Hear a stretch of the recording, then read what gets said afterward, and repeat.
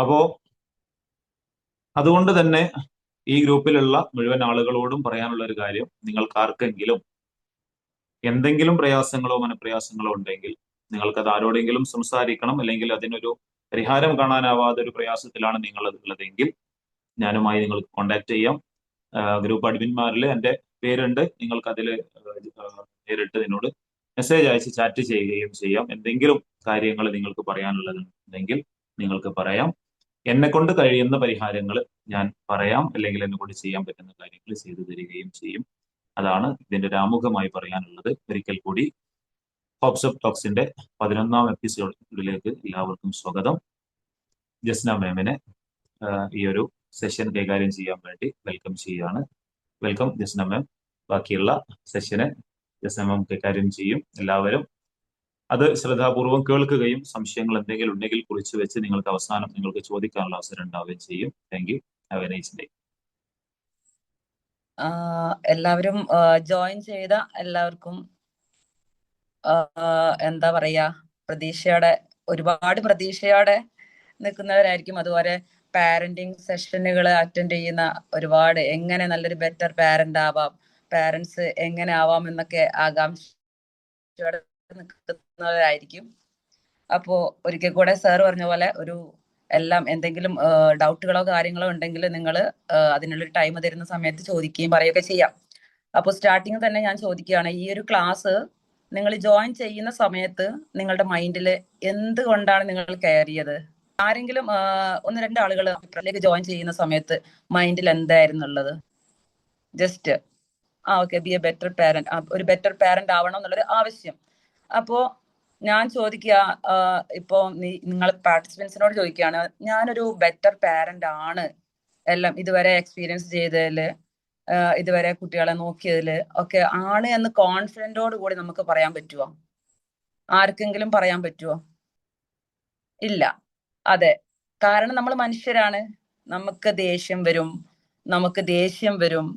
അതുപോലെ കുട്ടികളുടെ അടുത്ത് അത്രയ്ക്കും നമ്മളൊരു ക്ലാസ് കഴിഞ്ഞ് അല്ലെങ്കിൽ വേറെ എന്തെങ്കിലും ഒരു ഇൻസിഡന്റ് കഴിഞ്ഞു കഴിഞ്ഞാൽ ഇനി അടുത്ത ദിവസം ഞാൻ എൻ്റെ കുട്ടീനോട് ഇങ്ങനെ മാത്രമേ നിൽക്കൂ, ഇല്ല നല്ലൊരു പാരന്റ് ആയിരിക്കും എന്ന് വിചാരിക്കുന്ന ആളുകളായിരിക്കും. പക്ഷെ ചിലപ്പോ ഞാൻ പറയാ, ക്ലാസ് കേട്ടോണ്ടിരിക്കുന്ന സമയത്തായിരിക്കും ചിലപ്പോ ഞാൻ അടുത്ത പ്രാവശ്യം നല്ല ബെറ്റർ ആവും എന്ന് വിചാരിക്കുന്ന സമയത്തായിരിക്കും, ആ ക്ലാസ് കണ്ടോണ്ടിരിക്കുന്ന സമയത്തായിരിക്കും കുട്ടി വാശി പിടിക്കുക. അപ്പൊ എങ്ങനെ നിങ്ങൾ ബിഹേവ് ചെയ്യുക?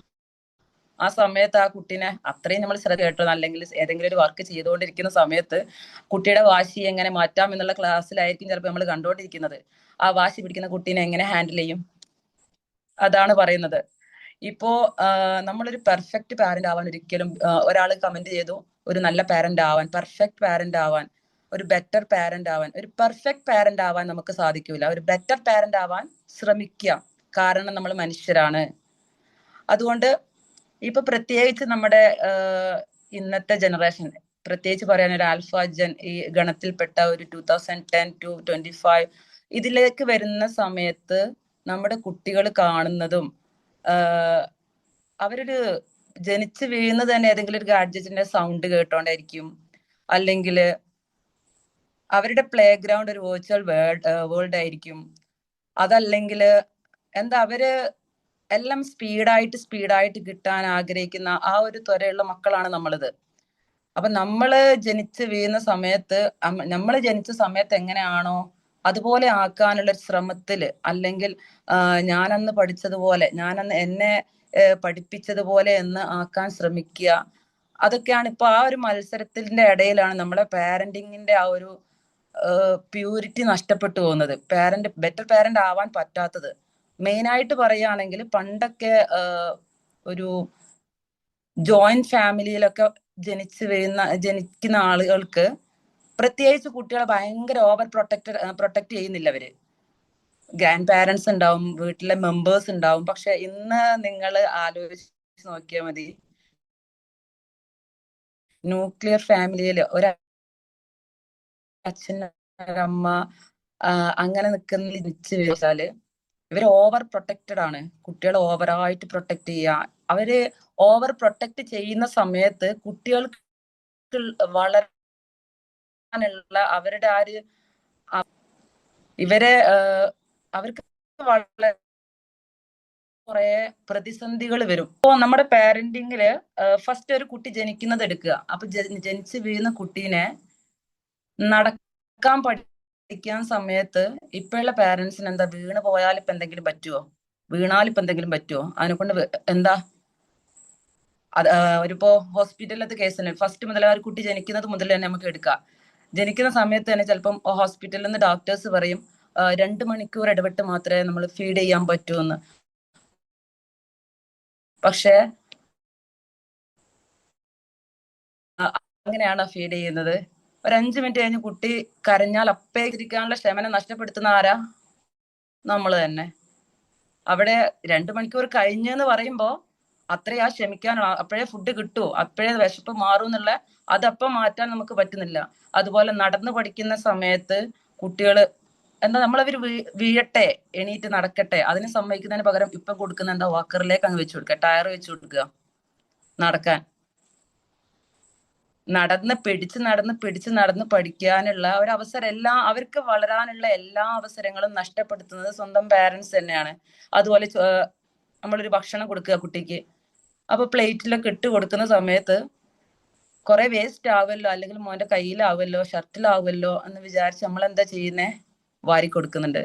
ഏറ്റവും സ്നേഹം കൂടുന്നതാണ് പ്രശ്നം. സ്നേഹം കൂടി ഇവരെ വളരാനുള്ള എല്ലാ പ്രതിസന്ധികളെയും എന്ത് ചെയ്യുന്ന ഏറ്റവും ഈസി വേലാക്കി കൊടുക്കും.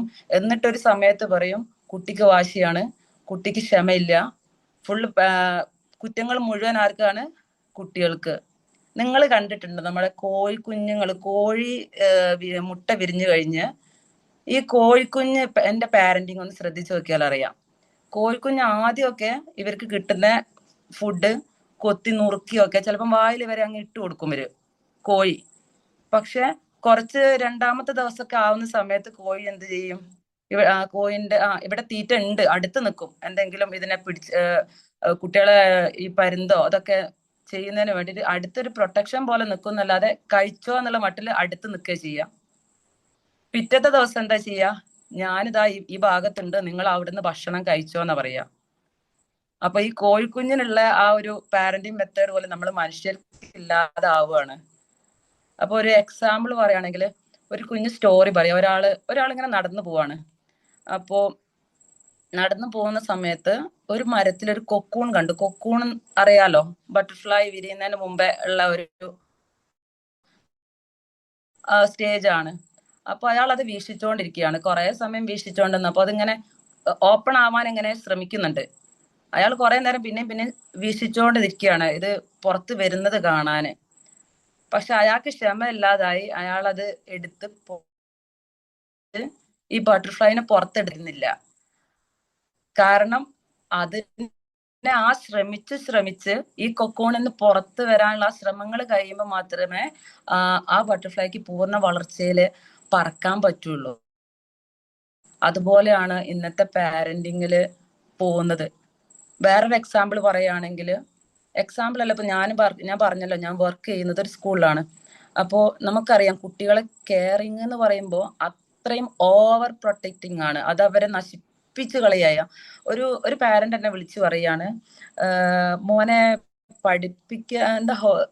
പഠിപ്പിക്കുന്നതൊക്കെ പഠിക്കാൻ മോന് തീരെ നിൽക്കില്ല, ഹോംവർക്ക് ഒന്നും മിസ്സേ വീട്ടിൽ നിന്ന് ചെയ്യാൻ പറ്റൂല. എന്താന്ന് വെച്ചാൽ വർക്ക് പിന്നെ മോന് ചെയ്യൂല, മോന് ക്വസ്റ്റ്യൻ മാർക്ക്, അതുകൊണ്ട് ഞാനാണോ ചെയ്യിക്കേണ്ടതെന്നുള്ളതാണ്. അപ്പൊ നമ്മൾ പറഞ്ഞു വന്നത്, കുട്ടികളെ അവര് വളരാനുള്ള എല്ലാ പ്രതിസന്ധികളും അടച്ചു കളയുന്നതും പാരന്റ്സ് ആണ്. അപ്പൊ ഞാൻ പറഞ്ഞു വന്നൊരു എക്സാമ്പിൾ എന്ന് പറഞ്ഞാല്, ഇപ്പോ പണക്കാരനായിട്ടുള്ള ആ ഒരു മനുഷ്യന് അവരെ മക്കളെ ശരിക്കും എന്തായിരിക്കും ചെയ്യുക, ഏറ്റവും സൗകര്യത്തില്, ഏറ്റവും നമ്മളിപ്പോ ചെയ്യുന്ന ആ രീതിക്ക്. പക്ഷെ ഇയാള് ചെയ്തത്, ഇയാളുടെ കുട്ടികളെ റോഡിലേക്ക് ഷൂ പോളിഷ് ചെയ്യാനാണ് പറഞ്ഞു വിട്ടത്. അപ്പം നൈബേഴ്സും ഒക്കെ ചോദിച്ചു, നിങ്ങൾ എന്തൊരു മണ്ടത്തരാണ് ചെയ്യുന്നത്, ഇത്രയും സൗകര്യമുള്ള വീട്ടില് എന്തിനാ ഇങ്ങനത്തെ ഒരു, നാട്ടുകാർക്കൊന്നും മനസ്സിലാവുന്നില്ല. അപ്പൊ അയാള് പറഞ്ഞ്, ഞാൻ ഇതുപോലെ കഷ്ടപ്പെട്ടിട്ടാണ് ഞാൻ ഈ ഒരു ഈ ഒരു പദവിയിൽ എത്തിയത്. അപ്പോ എന്റെ കുട്ടികൾക്കും ഞാൻ ആ ഒരു അവസരം നൽകി, കഷ്ടപ്പെടാനുള്ളയും വളരാനുള്ളയും അവസരം നൽകിയാൽ മാത്രമേ അവര് ഈ എന്റെ ഒരു ഈ ഒരു പദവിയിൽ ഈ ഒരു സ്ഥാനത്തൊക്കെ എത്തുള്ളൂ. അപ്പം കൂടുതൽ നമ്മൾ മനസ്സിലാക്കേണ്ടത് വെച്ചാൽ കൂടുതൽ കുട്ടികളെ പ്രശ്നങ്ങളൊക്കെ പെട്ടെന്ന് പെട്ടെന്ന് ക്ലിയർ ചെയ്ത് കൊടുക്കാതെ അവർക്കത് അതൊന്ന് ചിന്തിക്കാനും ഒരു പ്രശ്നം വരുമ്പോ അതെങ്ങനെ പരിഹരിക്കാമെന്ന് ചിന്തിക്കാനും ഒക്കെ ഉള്ള ഒരു അവസരം കൊടുക്കാത്തൊരു പാരന്റിങ് ആണ് ഇപ്പം. എന്താ പറയുന്നത്, ഒരു റെഡിമെയ്ഡ് രീതിയിൽ ഈ ഫുഡ് വേണ്ട എന്ന് പറയുമ്പോൾ ഈ ഫുഡ് വേണ്ട എന്ന് പറയുമ്പം വേണ്ട ഫുഡ്, അപ്പൊ അതല്ല നമ്മൾ വേണ്ടത്. ഫുഡ് ഇതാണോ, അപ്പം അത് നല്ല രീതിയിൽ പറഞ്ഞു കൊടുക്കുക. അല്ലാതെ പെട്ടെന്ന് വഴക്കിട്ട് ഇതാക്കുമ്പോ പിന്നെ ലാസ്റ്റ് വഴക്കിടുന്ന കുട്ടികളാവും. അതിന് പിന്നെ ലാസ്റ്റ് കുട്ടികൾക്ക് തന്നെ കംപ്ലൈന്റ് ആയിട്ട് വരും. അപ്പൊ ഈ ഞാൻ എന്റെ ക്ലാസ്സിൽ പറയാൻ ഉദ്ദേശിച്ചതും അത് തന്നെ. പ്രതിസന്ധികളെ കുട്ടികൾക്ക് വരുന്ന പ്രതിസന്ധികൾ അവരെ തരണം ചെയ്യാൻ അവർക്ക് അവസരങ്ങൾ ഒരുക്കുക. അതുപോലെ അവർക്ക് വളരാനുള്ള അവസരങ്ങൾ ഒരുക്കുക. അവർക്ക് അവരുടെ ലൈഫിലുള്ള അവർക്കുള്ള ഒരു സ്പേസ് കൊടുക്കുക. നമ്മുടെ പാരന്റിങ്ങിന്റെ ഓവർ പ്രൊട്ടക്ഷൻ കൊണ്ട് അവർക്ക് ലൈഫിൽ വളരാനുള്ള ആ ഒരു സ്പേസ് നഷ്ടപ്പെടുന്ന ഒരു ഫാക്റ്റ് ആണ് നമ്മുടെ പാരന്റിങ്. അതാണ് ഞാൻ പറയാൻ ഉദ്ദേശിക്കുന്നത്. പിന്നെ ഇതിൽ ഇനി ആർക്കെങ്കിലും എന്തെങ്കിലും ഡൗട്ടുകളോ എന്തെങ്കിലും ഉണ്ടെങ്കിൽ ചോദിച്ചാൽ അതിന്റെ റിപ്ലൈ ആയിട്ട് നമുക്ക് ബാക്കി ഡിസ്കസ് ചെയ്യാം. ഇതിപ്പോ ഒരു വൺ വേ മാത്രമാണല്ലോ. ഡൗട്ട് എന്നല്ല, അഭിപ്രായങ്ങൾ മതി. ഡൗട്ട് വേണ്ട, അഭിപ്രായങ്ങൾ മതി. ഇതല്ലേ നമ്മുടെ പാരന്റിങ്. ഇപ്പൊ നമ്മുടെ കുട്ടികളുടെ അടുത്ത് നിന്ന് പോകുന്നതും ഇത് തന്നെയല്ലേ? ഈ രീതിയല്ലേ നമ്മൾ എടുക്കുന്നത്? അതല്ലെങ്കിൽ നമ്മൾ വളർന്ന കാലത്തെ അതേ മെത്തേഡ് യൂസ് ചെയ്യുന്ന ആളുകളുണ്ട്. അത് ബെറ്റർ എന്നല്ല പറയുന്നത്. Okay hi. ഹലോ, എന്റെ പേര് ജസ്ന. ഞാൻ ഓക്കെ പുതിയ മോഡല്. ഓക്കെ കഴിഞ്ഞ പറഞ്ഞു. ആഴ്ച വേറൊരു ഗ്രൂപ്പിൽ കണ്ടിട്ടാണ് വന്നതാണ്. ഓക്കെ ഈ പറഞ്ഞതില് ക്ലാസ് നന്നായിരുന്നു. നെറ്റ്വർക്ക് ഇഷ്യൂ ഉണ്ടായിരുന്നു, വേറെ കുഴപ്പമില്ല, നന്നായിരുന്നു. ഓക്കെ എനിക്ക് പറയാൻ എന്താ വെച്ചിട്ടുണ്ടല്ലോ, ആ ഞാൻ കല്യാണം കഴിഞ്ഞിട്ടാണ് BEd ചെയ്തത്. BEdല് നമ്മള് ചൈൽഡ് സൈക്കോളജി കാര്യങ്ങളൊക്കെ പഠിക്കുമല്ലോ. അപ്പൊ ആ സമയത്ത് എന്റെ വീട്ടില് ഇക്കാന്റെ നാത്തൂന്മാരുടെ കുട്ടികളുണ്ടായിരുന്നു, ചെറിയ കുട്ടികളാണ്.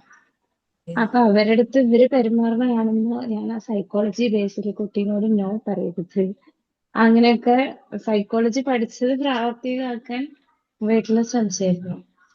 പക്ഷെ BEd ഒക്കെ കഴിഞ്ഞ് എനിക്ക് കുട്ടികളായപ്പോ അവരിനെങ്ങാളും പലരായി മാറി ഞാൻ. അപ്പൊ ഞാൻ ആലോചിക്കും, അവരായത് കാരണം കൊണ്ടാണ് എന്നൊന്നും പറയാത്തത് എന്ന്. അപ്പൊ നമ്മള് ഇതിങ്ങനെ പ്രാവർത്തികമാക്കല് ഭയങ്കര ബുദ്ധിമുട്ടാണ്. എനിക്കപ്പോ തോന്നി ഈ അറിവുള്ള ആൾക്കാരാണ് ഒന്നുകൂടി കുട്ടികളെ ടോർച്ചർ ചെയ്യുന്നത്. ടീച്ചർമാരുടെ മക്കളായിരിക്കുമല്ലോ കുട്ടികളെ ഫസ്റ്റ് ആവാൻ വേണ്ടി കൂടുതൽ പുഷ് ചെയ്യുക. അവര് അതെ അതെ വീട്ടിലും ടീച്ചേഴ്സ് ആവും. അപ്പൊ അവരുടെ അത്ര ടീച്ചർമാരുടെ മക്കള് പെട്ടു എന്നൊക്കെ പറയാൻ കേട്ടിട്ടില്ലേ, മക്കളായ. അപ്പൊ അങ്ങനെ ഒരു എക്സ്പീരിയൻസ് എനിക്ക് പേഴ്സണലി തോന്നിയിട്ടുണ്ട്. പിന്നെ ഇപ്പൊ ടീച്ചറായി വർക്ക് ചെയ്യാൻ തുടങ്ങിയപ്പോ കുട്ടികളെയൊക്കെ പഠിപ്പിക്കാൻ ഭയങ്കര എളുപ്പമാണ്. വീട്ടിൽ വന്ന് മക്കളിനെ പഠിപ്പിക്കുക എന്ന് പറഞ്ഞാൽ നടക്കുകയില്ല. ഒന്നാമത് എന്റെ മകൻ അവന്റെ ടീച്ചർ പറയുന്നത് മാത്രമേ കേൾക്കുള്ളൂ. എന്തുണ്ടെങ്കിലും ടീച്ചറിനെ വിളിച്ചേക്ക് പറഞ്ഞിട്ട് സമ്മതിച്ച് തരികയില്ല. ഇത് അങ്ങനെയല്ല, അത് എനിക്കും അറിയാം, ഞാൻ ഇന്ന് പഠിപ്പിച്ചതാണ്, നീ എഴുതിക്കോ പറഞ്ഞാൽ സമ്മതിക്കില്ല. എന്റെ സ്കൂളിലാണ് ഉമ്മെങ്കിൽ ഞാൻ സമ്മതിച്ചു തന്നേനെ, അല്ലാതെ സമ്മതിക്കില്ല. അങ്ങനെ പറയും. എന്തൊക്കെ പറഞ്ഞും കൺവിൻസ് ചെയ്യാൻ പറ്റില്ല. അപ്പൊ പിന്നെ ഞാൻ പഠിപ്പിക്കല് നിർത്തി. ടീച്ചർമാരെന്നെ പഠിപ്പിച്ചോട്ടെ, ഞാൻ ഉമ്മയായിട്ട് തന്നെ നിക്കാം എന്നുള്ളതില്. പിന്നെ സ്കൂളിലും പഠിപ്പിക്കുക, വീട്ടിൽ വന്നാലും പഠിപ്പിക്കുക, അത് ഭയങ്കര സ്ട്രെസ്ഫുൾ ആയി മാറാൻ തുടങ്ങി. അപ്പോ അവരിനങ്ങനെ അടുത്തിരുത്തി പഠിപ്പിക്കുന്നത് ഇല്ലാണ്ടായി. അപ്പൊ എനിക്കൊരു കൺഫ്യൂഷൻ, ഇനി മക്കളിനെ അടുത്തിരുത്തി പഠിപ്പിച്ചില്ലെങ്കിൽ അവരുടെ പഠനത്തിനെ അത് ബാധിക്കുമോ, എന്താണ് ചെയ്യേണ്ടത്? ഈ ടീച്ചറും ഉമ്മയും തമ്മില് അവനെ പറഞ്ഞ് മനസ്സിലാക്കാനും പറ്റുന്നില്ല, എന്നാ എനിക്കൊട്ട് ക്ഷമയും കിട്ടുന്നില്ല. ഞാൻ ദേഷ്യം വരുന്നു എന്ന് കാണുമ്പോ അവിടെ നിന്ന് എണീറ്റ് പോകും. മതി പഠിച്ചത് പറഞ്ഞിട്ട്.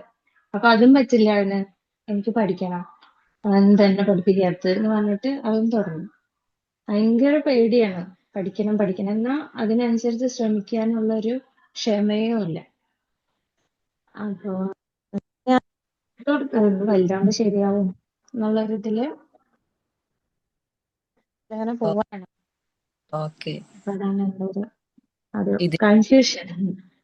ഇത് പറയുന്നതേ മോന് ക്ഷമയില്ല എന്ന് പറഞ്ഞു. ശരിക്കും ക്ഷമയില്ലാത്തത് ആർക്കാന്നറിയാം? നമ്മക്കാ. നമ്മള് ഞാനോട് ദേഷ്യപ്പെടാറില്ല. ഞാൻ ദേഷ്യം വരുമ്പോ എണീറ്റ് പോവും. ദേഷ്യപ്പെട്ടാ അതിനപ്പുറം അവൻ ദേഷ്യപ്പെടും. മോളും മോനും ഉണ്ട്. മോളിനെ കൈകാര്യം ചെയ്യാൻ പിന്നെ എളുപ്പമാണ്. മോന് എളുപ്പേ ഇല്ല. 2ാം ക്ലാസ്സിൽ എത്തിയിട്ടുള്ളൂ. പക്ഷെ നിങ്ങൾ എന്നെ വളർത്തി നശിപ്പിച്ചു എന്നൊക്കെ പറയും ചിലപ്പോ. ഇനി എന്നെ രക്ഷയില്ല. അങ്ങനെയൊക്കെ വലിയ വലിയ ഡയലോഗ് അടിക്കും മൂപ്പര്. അപ്പൊ ഞാൻ പരമാവധി അവനെ ദേഷ്യപ്പെടുത്താണ്ട് ഇങ്ങനെ നോക്കും. അങ്ങനെ മുമ്പൊക്കെ ദേഷ്യം വന്നിരുന്നു. പക്ഷെ ഇപ്പോ ഞാൻ എന്റെ ദേഷ്യം കൺട്രോൾ ചെയ്യാൻ നന്നായി പഠിച്ചിട്ടുണ്ട്. പഠിച്ചിട്ടുണ്ടെന്നല്ല, പഠിച്ചുകൊണ്ടിരിക്കുകയാണ്. അപ്പൊ പരമാവധി മക്കളിലേക്ക് ഞാൻ ദേഷ്യം കാണിക്കില്ല. മോളിനോട് കാണിച്ചാലും ഇവനോട് നടക്കില്ല എന്ന് എനിക്ക് അറിയണ കാരണം ഞാൻ ഇവനോട് കാണിക്കില്ല. അവൾക്ക് പിന്നെയും മനസ്സിലാവും. 5ാം ക്ലാസ്സിലാണ് അവള്. അപ്പൊ അവനോടുള്ള ദേഷ്യമാണ് എന്നോട് കാണിക്കുന്നതെന്ന് ചിലപ്പോഴെങ്കിലും തോന്നും. ഞാൻ പറയും അവനോട് കാണിക്കാൻ പറ്റില്ല, എനിക്ക് എല്ലാം കൂടി സ്ട്രെസ് ആയിട്ടാണ്, നീ ക്ഷമിക്കുന്നു പറയും അവളിനോട്. എന്നിട്ട് അവൾ പെട്ടെന്ന് ചോദിച്ചാ നിലവിളിക്കൊക്കെ ചെയ്ത മക്കളിനോട് സോറി പറയാൻ മടി കാണിക്കാറേ ഇല്ല. പക്ഷെ ഇനിയിപ്പോ ഇത്ര സംശയം, വീട്ടില് ഞാൻ അവനെ ശ്രദ്ധിക്കുന്നത് പോരെ, ഇനിയിപ്പോ അവൻ എങ്ങനെയാണ് ഞാൻ കൈകാര്യം ചെയ്യാതെ അവൻ അവന്റെ വഴിക്ക് വിട്ടാൽ മതിയോ, അങ്ങനെയൊക്കെ ഉള്ളൊരു സംശയങ്ങളാണ്. ഇത് ഇപ്പൊ പറയുകയാണെങ്കിൽ ഓൾറെഡി നിങ്ങൾ സ്കൂളിൽ നിന്ന് തന്നെ നമ്മൾ സ്ട്രെസ് ആയിട്ടാണ് വരുന്നത്. അപ്പൊ മോന്റെ അടുത്ത് എത്ര ദേഷ്യപ്പെടുന്നില്ല എന്ന് പറഞ്ഞാലും മോളുടെ അടുത്ത് ദേഷ്യം കാണിക്കുന്നതാണെങ്കിലും മോന് കാണുന്നുണ്ട്. പിന്നെ ഇപ്പം ദേഷ്യം കാണിക്കുന്നില്ല, ഇപ്പം ഞാൻ കൺട്രോൾ ചെയ്യുന്നുണ്ട് എന്ന് നിങ്ങൾ പറയുന്നുണ്ടെങ്കിലും കുറച്ച് മുന്നേ നിങ്ങൾ ദേഷ്യപ്പെട്ടത് മോൻ കണ്ടതാണ്. അപ്പോ അന്ന് മോന് അതിന്റെ ആ ഒരു ഫീലിങ്സ്, ദേഷ്യം ഇങ്ങനെയൊക്കെ ആണ് എന്നുള്ളത് ചിലപ്പോ തോന്നി പോയിട്ടുണ്ടാവും. പിന്നെ കൂടുതൽ അറിയാലോ നിങ്ങൾക്ക്, നമ്മള് അവരുടെ അടുത്തൊരു കുറച്ച് ശാന്തമായിട്ട് നിൽക്കാതെ പറ്റൂല. പിന്നെ ചെറുപ്പത്തിൽ എന്തായാലും ദേഷ്യം പിടിച്ചിട്ട് നമ്മൾ പഠിപ്പിക്കുന്നതൊക്കെ ചെയ്തിട്ടുണ്ടെങ്കിൽ പിന്നെ നമ്മൾ നന്നാവാൻ പകുതിക്കുന്ന അങ്ങോട്ട് കുറച്ച് സമയം പിടിക്കും. ഇവരെടുത്ത് നമ്മൾ എത്ര ശാന്തമാകാൻ നോക്കിയാലും അവരെ ക്യാരക്ടർ ചേഞ്ച് ആയി കിട്ടാൻ കുറച്ച് സമയം പിടിക്കും എന്തായാലും. പിന്നെ മോളെടുത്ത് നിങ്ങൾ അതിന്റെ ഇടയ്ക്ക് പറഞ്ഞു മോനോടുള്ള ദേഷ്യം കൂടെ മോളോട് അങ്ങനെ പറയുന്നുള്ളത്, അതൊക്കെ മനസ്സിലാക്കാന് ഇപ്പൊ നിങ്ങൾ പറഞ്ഞ ചൈൽഡ് സൈക്കോളജി പഠിച്ചെന്നൊക്കെ, അപ്പം അതിനകത്ത് ഉണ്ടല്ലോ, അതൊക്കെ മനസ്സിലാക്കാനുള്ള കഴിവ് ഈ കുട്ടിക്ക് ഉണ്ടാവുമല്ലോ. അപ്പൊ അതിന്റെ അതിലേക്ക് ഒരു കാര്യം കൂടി ആഡ് ചെയ്തോട്ടെ. ഓക്കെ. അതായത് നമുക്കൊക്കെ ചെറിയ മക്കൾ ഉണ്ടാവുമ്പോഴേ നമ്മള് കുട്ടികളുടെ മുന്നിൽ നിന്ന് നിങ്ങൾ എപ്പോഴെങ്കിലും കരഞ്ഞിട്ടുണ്ടോ? കുട്ടികളുടെ മുന്നിൽ നിന്ന് നമ്മൾ എപ്പോഴെങ്കിലും കരഞ്ഞിട്ടുണ്ടെങ്കിൽ, ചെറിയ മക്കളാവുന്ന സമയത്ത് കേട്ടോ, ഒരു 4, 5, 6 ഒക്കെ വയസ്സാവുന്ന സമയത്ത് മക്കളുടെ അടുക്കുന്ന നമ്മൾ കരഞ്ഞാൽ അവരെന്താ ചെയ്യാന്നറിയോ? മക്കൾ എന്തായിരിക്കും ചെയ്യുക? മക്കൾ നമ്മളിങ്ങനെ ചുറ്റിപ്പറ്റി ഇങ്ങനെ നിൽക്കും. അവർക്ക് എങ്ങനെ എന്തിനാ ആശ്വസിപ്പിക്കുന്നത്, കരയുന്നത് ചോദിക്കും. എന്തിനാ കരയണെന്ന് അല്ലെങ്കിൽ ചോദിക്കും. ഓടി വന്ന് കണ്ണത് അടച്ച് തരും. അല്ലേ? അതായത് നമ്മളിങ്ങനെ കരയുന്ന നേരത്ത് അവരുടെ ഒരു സ്വഭാവം എന്താന്ന് വെച്ചാല് നമ്മള് വെക്കും. കരച്ചില് എന്തിനാണ് നിൽക്കുന്നത് വരെ അവര് ചോദിക്കും. എന്തിനാണെന്ന് ചോദിക്കും. പ്രശ്നം ചോദിച്ചിട്ട് നമ്മുടെ ആ പ്രശ്നം തീരുന്നത്, അല്ലെങ്കിൽ ആ കരച്ചിൽ തീരുന്നത് വരെ ചിലപ്പോൾ അവര് നമ്മളെ തന്നെ ചുറ്റിപ്പറ്റി നിൽക്കും. നമ്മൾ സങ്കടത്തിലാണെന്ന് അവർക്കറിയാം, നമ്മൾ പെയിനിലാണെന്ന് അവർക്കറിയാം. അവര് ആ പെയിൻ തീരുന്നത് വരെ, അല്ലെങ്കിൽ അവർക്കൊരു ആശ്വാസം കിട്ടുന്നത് വരെ അവരെങ്ങനെ നിൽക്കും. അവരതിന്റെ ഇടയിൽ കയറി ഇന്ററപ്റ്റ് ചെയ്യൂല. എന്തിനാ കരയണം അമ്മ, എന്തിനാ കരയണം വെച്ച് എന്ന് ചോദിച്ചുകൊണ്ടേയിരിക്കും. കാരണം അവർക്ക് ഇത് കാണുക പറഞ്ഞാൽ വലിയ സങ്കടമാണ്. ആ മക്കള് കരയുമ്പോൾ നമ്മൾ എന്താ ചെയ്യുക? ഉണ്ടാതെ പൊയ്ക്കോടുന്നു, അല്ലെങ്കിൽ നമ്മളോടൊന്ന് വേഗം എണീറ്റ് പോകും. അല്ലെങ്കിൽ നമുക്ക് ദേഷ്യം വന്നിട്ട് കരയും, കുറെ നേരമായത് കരയണ എന്ന് പറഞ്ഞിട്ട്. ആ മക്കള് നമ്മളോട് കാണിക്കുന്ന ഒരു കരുണ തിരിച്ച് നമ്മൾ കാണിച്ചാൽ മതി. അയാൾ കരയുമ്പോൾ വാശി പിടിച്ച് കരയാണ്. വാശി പിടിച്ച് കരയുമ്പോൾ പല രക്ഷിതാക്കളും ചെയ്യാറുള്ള ഒരു കാര്യം, പെട്ടെന്ന് അവിടുന്ന് എണീറ്റാണ്ട് പോകും. അതിനു പകരം ആ കുഞ്ഞ് നിങ്ങൾ എങ്ങനെയാണോ ട്രീറ്റ് ചെയ്യുന്നത് തിരിച്ച് അതേ രൂപത്തിൽ നിങ്ങൾ ട്രീറ്റ് ചെയ്യുക. എത്രയൊക്കെ ദേഷ്യപ്പെട്ടാലും എത്രയൊക്കെ വാശിയുണ്ടെങ്കിലും എന്റെ കൂടെ ഞാനുണ്ട്, എന്റെ വിഷമം എനിക്ക് മനസ്സിലാവുന്നുണ്ട്, പക്ഷെ ഈ വാശിക്ക് ഞാൻ കൂട്ടു നിൽക്കൂല. എന്റെ വിഷമത്തിന് കൂടെ ഞാനുണ്ടെങ്കിലും എന്റെ വാശിക്ക് ഞാൻ കൂടെ നിൽക്കൂല എന്ന് പറയാതെ തന്നെ അയാളുടെ കരച്ചിൽ തീരുന്നത് വരെ അയാളെ നമ്മൾ കൂടെ നിർത്തുകയാണെന്നുണ്ടെങ്കിൽ പതിയെ പതിയെ പതിയെ ആ വാശി ഇല്ലാതാകും.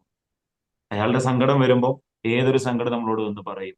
പിന്നെ നമുക്ക് കുട്ടികളോട് ദേഷ്യം തോന്നാനുള്ള ഒരു റീസൺ, നമുക്ക് അവരുടെ മേൽ അതോറിറ്റി ഉണ്ട് എന്നുള്ളത് കൊണ്ടാണ്. അതായത് അവർ തിരിച്ച് നമ്മളോടൊന്നും പറയൂല. മറ്റുള്ള കുട്ടികളെ നമ്മൾ ദേഷ്യപ്പെടുമ്പോഴും അതിനൊരു ലിമിറ്റ് ഉണ്ട്. കാരണം അവരുടെ മാതാപിതാക്കൾ നമ്മോട് ചോദിച്ചേക്കാം, ഈ കുട്ടിയെ തല്ലിയാലും ഈ കുട്ടിയെ ചീത്ത പറഞ്ഞാലും ഒന്നും ആരും എന്നോട് ചോദിക്കാനില്ല എന്നുള്ളത് കൊണ്ട് തന്നെ ആ ഫ്രസ്ട്രേഷൻ ആ കുട്ടിയോട് തീർക്കും. മറ്റൊരു പഴയ കഥയുണ്ടല്ലോ, ഹൂ കിക്കഡ് ദ ഡോഗ് എന്നോ ക്യാറ്റ് എന്ന് പറഞ്ഞിട്ടൊരു ചൊല്ലുണ്ടല്ലോ. ആരാണ് ആ നായയെ തൊഴിച്ചത്? അതായത് ഹസ്ബൻഡ് വീട്ടിൽ നിന്ന് ഇറങ്ങുന്ന സമയത്ത് ഭാര്യ എന്തോ ഒരു കാര്യം കുറ്റം പറഞ്ഞു. ആ ദേഷ്യത്തിലാണ്, ആ ഫ്രസ്ട്രേഷനിലാണ് ഓഫീസിലേക്ക് പോണത്. ഓഫീസിലെത്തി. ആ ഓഫീസിലെത്തിയ സമയത്ത് തന്റെ കീഴെയുള്ള ഉദ്യോഗസ്ഥൻ എന്തോ ഒരു വർക്ക് ചെയ്തിട്ടില്ല. സ്വാഭാവികമായിട്ടും അയാളോട് ചീത്ത പറഞ്ഞു. എന്തുകൊണ്ട് അത് ചെയ്തില്ല? അത് ചെയ്യാൻ പറഞ്ഞതല്ലേ, കൃത്യസമയത്ത് ചെയ്യാൻ പറഞ്ഞിട്ട് ചെയ്യാൻ പറ്റില്ലെങ്കിൽ നിർത്തിപ്പോയിക്കോളൂ എന്നൊക്കെ പറഞ്ഞ് ഭയങ്കരമായിട്ട് ഫയർ ചെയ്തു. ഇയാൾ ഈ ജോലിയൊക്കെ ചെയ്ത് എന്നിട്ടും തീർന്നിട്ടില്ല. അയാൾ ആത്മാർത്ഥമായിട്ട് അതിനു വേണ്ടി പണിയെടുത്തിട്ടും അതിനെക്കുറിച്ചൊരു നല്ല വാക്ക് പോലും പറഞ്ഞില്ല. ഇയാൾ നേരെ വീട്ടിലേക്ക് എത്തി. വീട്ടിൽ കയറി ചെന്ന സമയത്ത് തന്നെ ഭാര്യ ചോദിക്കാൻ, നിങ്ങളോട് ഞാൻ ഇന്ന സാധനം വാങ്ങാൻ പറഞ്ഞിരുന്നല്ലോ, നിങ്ങൾക്ക് ഒരു ഉത്തരവാദിത്ത ബോധമില്ലല്ലോ എന്ന് പറഞ്ഞ് ഭാര്യയുടെ വക വഴക്ക്. ആ സമയത്താണ് അയാളുടെ വീട്ടിലുള്ള പൂച്ച അയാളുടെ കാലിന്റെ ഇടയിലൂടെ ഇങ്ങനെ നടന്നത്. അപ്പൊ അയാൾ പൂച്ചയെ പിടിച്ച ഒരു ഒറ്റ അടി, കാലുകൊണ്ട് ഒരൊറ്റ തൊഴി. And the question is who kicked the dog? ആ പൂച്ചയെ കിക്ക് ചെയ്തത് കാലയാളുടേതാണെങ്കിലും അതിനുള്ള റീസൺ അയാളല്ല. അതിനുള്ള റീസൺ കുറേ കാര്യങ്ങളുണ്ട്. എന്നതുപോലെ നമ്മള് നമ്മുടെ വർക്ക് ലൈഫിലുള്ള പ്രഷറുകൾ ഒന്നായിട്ട് കൊണ്ടുവന്ന് ഇറക്കി വെക്കാനുള്ള ഒരു ഇടമായിട്ട് കുട്ടികളെ കാണുമ്പോഴാണ് ഈ പ്രശ്നം. ഒന്നാമത് ചിന്തിക്കേണ്ട ഒരു കാര്യം എന്താണെന്നറിയോ? മക്കളൊരു കാര്യം മക്കളോട് നമ്മൾ വല്ലാതെ ഫയർ ചെയ്യുന്ന സമയത്ത് ഒരു കാര്യം മാത്രം ആലോചിക്കുക. നിങ്ങളെക്കാൾ ഒരു ബെറ്റർ ഓപ്ഷൻ ആ കുട്ടിക്ക് ഉണ്ടായിരുന്നുവെങ്കിൽ, അതായത് നിങ്ങൾ അതേ രൂപത്തിൽ അവർക്ക് സ്നേഹിക്കാൻ കഴിയുന്ന നിങ്ങളെക്കാൾ ബെറ്റർ ആയിട്ടൊരു വേർഷൻ അപ്പുറത്ത് അവർക്ക് ഉണ്ടെങ്കിൽ അവർ നിങ്ങളെ ചൂസ് ചെയ്യോ അവരെ ചൂസ് ചെയ്യോ എന്നുള്ളത് ആലോചിച്ചാൽ മതി. അവരെ ചൂസ് ചെയ്യുന്നതാണ് നമ്മുടെ മറുപടി എങ്കിൽ as a parent we are a failure.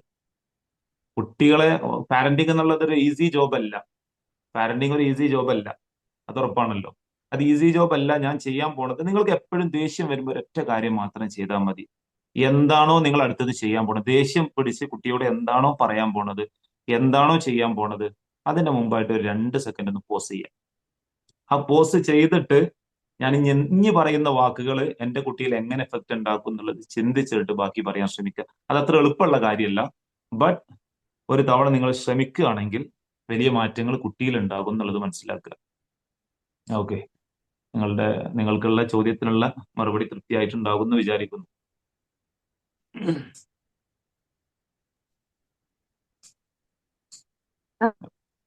Okay, സത്യം എനിക്കിത് പണ്ടും തോന്നിയിട്ടുണ്ട്. നമ്മള് കുട്ടികളുടെ അത്ര കരുണയും സ്നേഹമൊന്നും നമുക്കില്ല. കാരണം എന്റെ മകളുടെ അടുത്ത് ഞാൻ ഒരു ദിവസം പറഞ്ഞു, അവന് താഴെ പോയിട്ട് അവനെ വിളിച്ചിട്ട് വായോ എന്ന് പറഞ്ഞു. അവൾ ഉറക്കത്തിലാണ്. അപ്പൊ രണ്ടുപേരും കൂടി മുകളിലെ റൂമിൽ വന്ന് കിടക്കാനാണ് ഞാൻ പറയുന്നത്. അപ്പൊ അവൻ ആ, അവള് ദേഷ്യത്തിൽ വന്നു. അപ്പൊ ഞാൻ പറഞ്ഞതല്ലേ പറഞ്ഞ മൂപ്പർക്ക് ചെയ്യുകയും വേണം. അപ്പൊ പോയി ആ ദേഷ്യത്തിൽ തന്നെ ചെയ്യുക, ദേഷ്യമില്ലാതെ ഒന്ന് ചെയ്തു നോക്കുക. അത് തിരിച്ചു പറഞ്ഞ മറുപടി എന്താ അറിയോ? ദേഷ്യമില്ലാണ്ട് ചെയ്താൽ ഞാനത് സ്ഥിരം ചെയ്യേണ്ടി വരും എന്ന്. ഞാൻ ആകെ അത്ഭുതപ്പെട്ടു പോയി. അത് പിന്നെ എന്റെ പണിയായി മാറുന്നു. അതെന്റെ ഒരു പുതിയ അറിവായിരുന്നു. ഞാൻ എന്നിട്ടോ ഇത്രയും ചെറിയ കുട്ടി ഇങ്ങനെ പറയണല്ലോ എന്ന് ആലോചിച്ച്. നമ്മളോട് എല്ലാവരും ഇഷ്ടപ്പെട്ട് ചെയ്യൂ, പണിയൊക്കെ പിന്നെ അത് സ്ഥിരം നമ്മുടെ പണിയാവുകയാണ്. ഞാനത് അവളിൽ നിന്നാണ് ശരിക്കും പഠിച്ചത്. ആൾക്കാര് നമ്മളെ കൂടുതൽ പിഴിയും ആ ഒരു സ്വഭാവം ഉണ്ടെങ്കിന്ന്.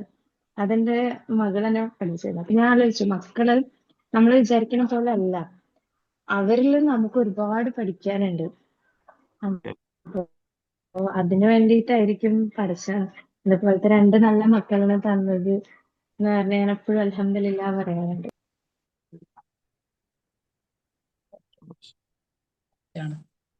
Okay, thank U.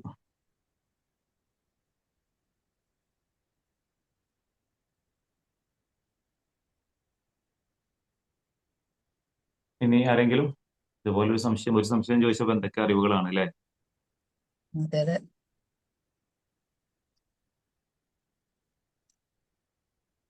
ജസ്ന മാം, ഒരു സന്തോഷം കൂടി അറിയിക്കുകയാണ് കേട്ടോ. ആദ്യമായിട്ടാണ് നമ്മുടെ സെഷനിൽ ഇത്രത്തോളം ആളുകൾ പങ്കെടുക്കുന്നത്. അബവ് 20 ആയിട്ട് നമ്മൾ തുടങ്ങിയിട്ട് പോയി ഏകദേശം ഒരു 12ഓളം ആഴ്ച, അല്ല 11 ആഴ്ചയായി. ആദ്യമായിട്ടാണ് നിങ്ങളുടെ സെഷനിലാണ് 20-ലധികം ആളുകൾ പങ്കെടുക്കുന്നത്. എന്തായാലും സന്തോഷം. അപ്പൊ ഇത്രയും തോന്നെ ആളുകൾ ഉണ്ടായിട്ട് ആദ്യമായിട്ടാണ് ഇത്രയും കുറഞ്ഞ ആളുകൾ അഭിപ്രായം പറയുന്നത് കേട്ടോ. ഇത്രയും നേരം ചോദിച്ചിട്ട് അഭിപ്രായം പറയാത്തത്.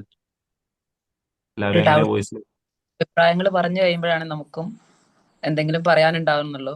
അതുവരെ സാറ് പറഞ്ഞ പോലെ നമ്മൾ കണ്ടിന്യൂസ് ആയിട്ട് സംസാരിച്ചുകൊണ്ടിരിക്കുകയാണല്ലോ, ഇന്ററാക്ട് ചെയ്യുമ്പോഴാണ് ഒന്നും കൂടെ വരിക.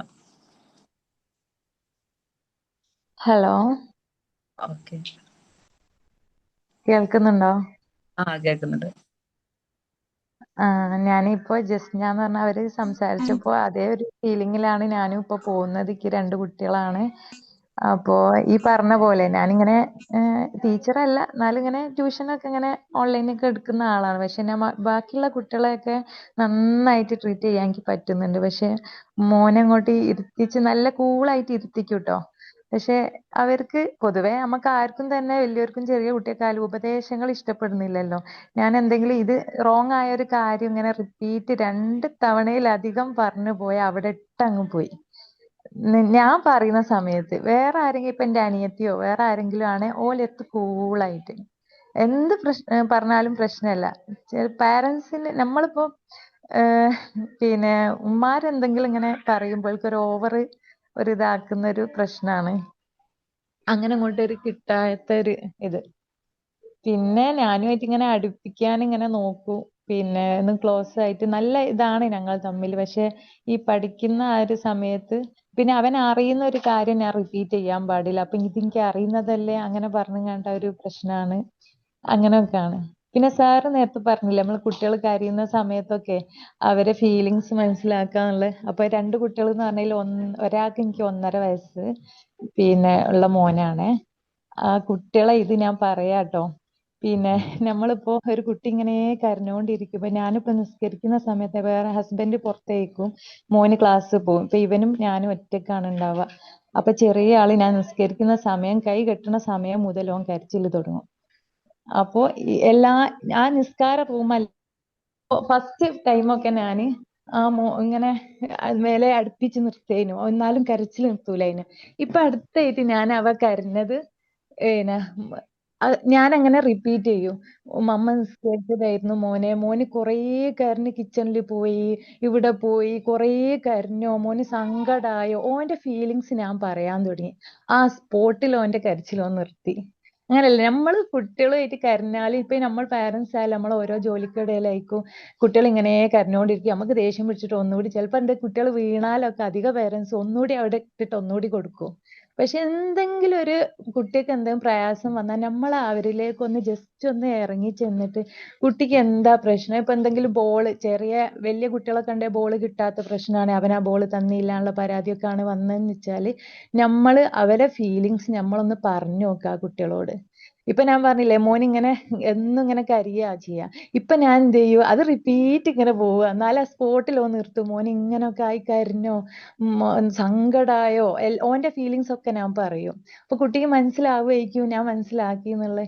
ഇപ്പൊ ബോൾ അഥവാ കിട്ടിയില്ലെങ്കിൽ അവന് ബോൾ തന്നില്ലേ, മോന് സങ്കടായോ, അത് കുഴപ്പമില്ലാട്ടോ, അങ്ങനെ അങ്ങനെ സോൾവ് ആക്കി നമ്മൾ പറഞ്ഞാല് അവർക്ക് അത്രയും നല്ല രീതിയിൽ അവർക്ക് ആരും വിഷമം മാറുന്ന എന്റെ ഒരു ഇതിൽ എനിക്ക് മനസ്സിലായതാട്ടോ.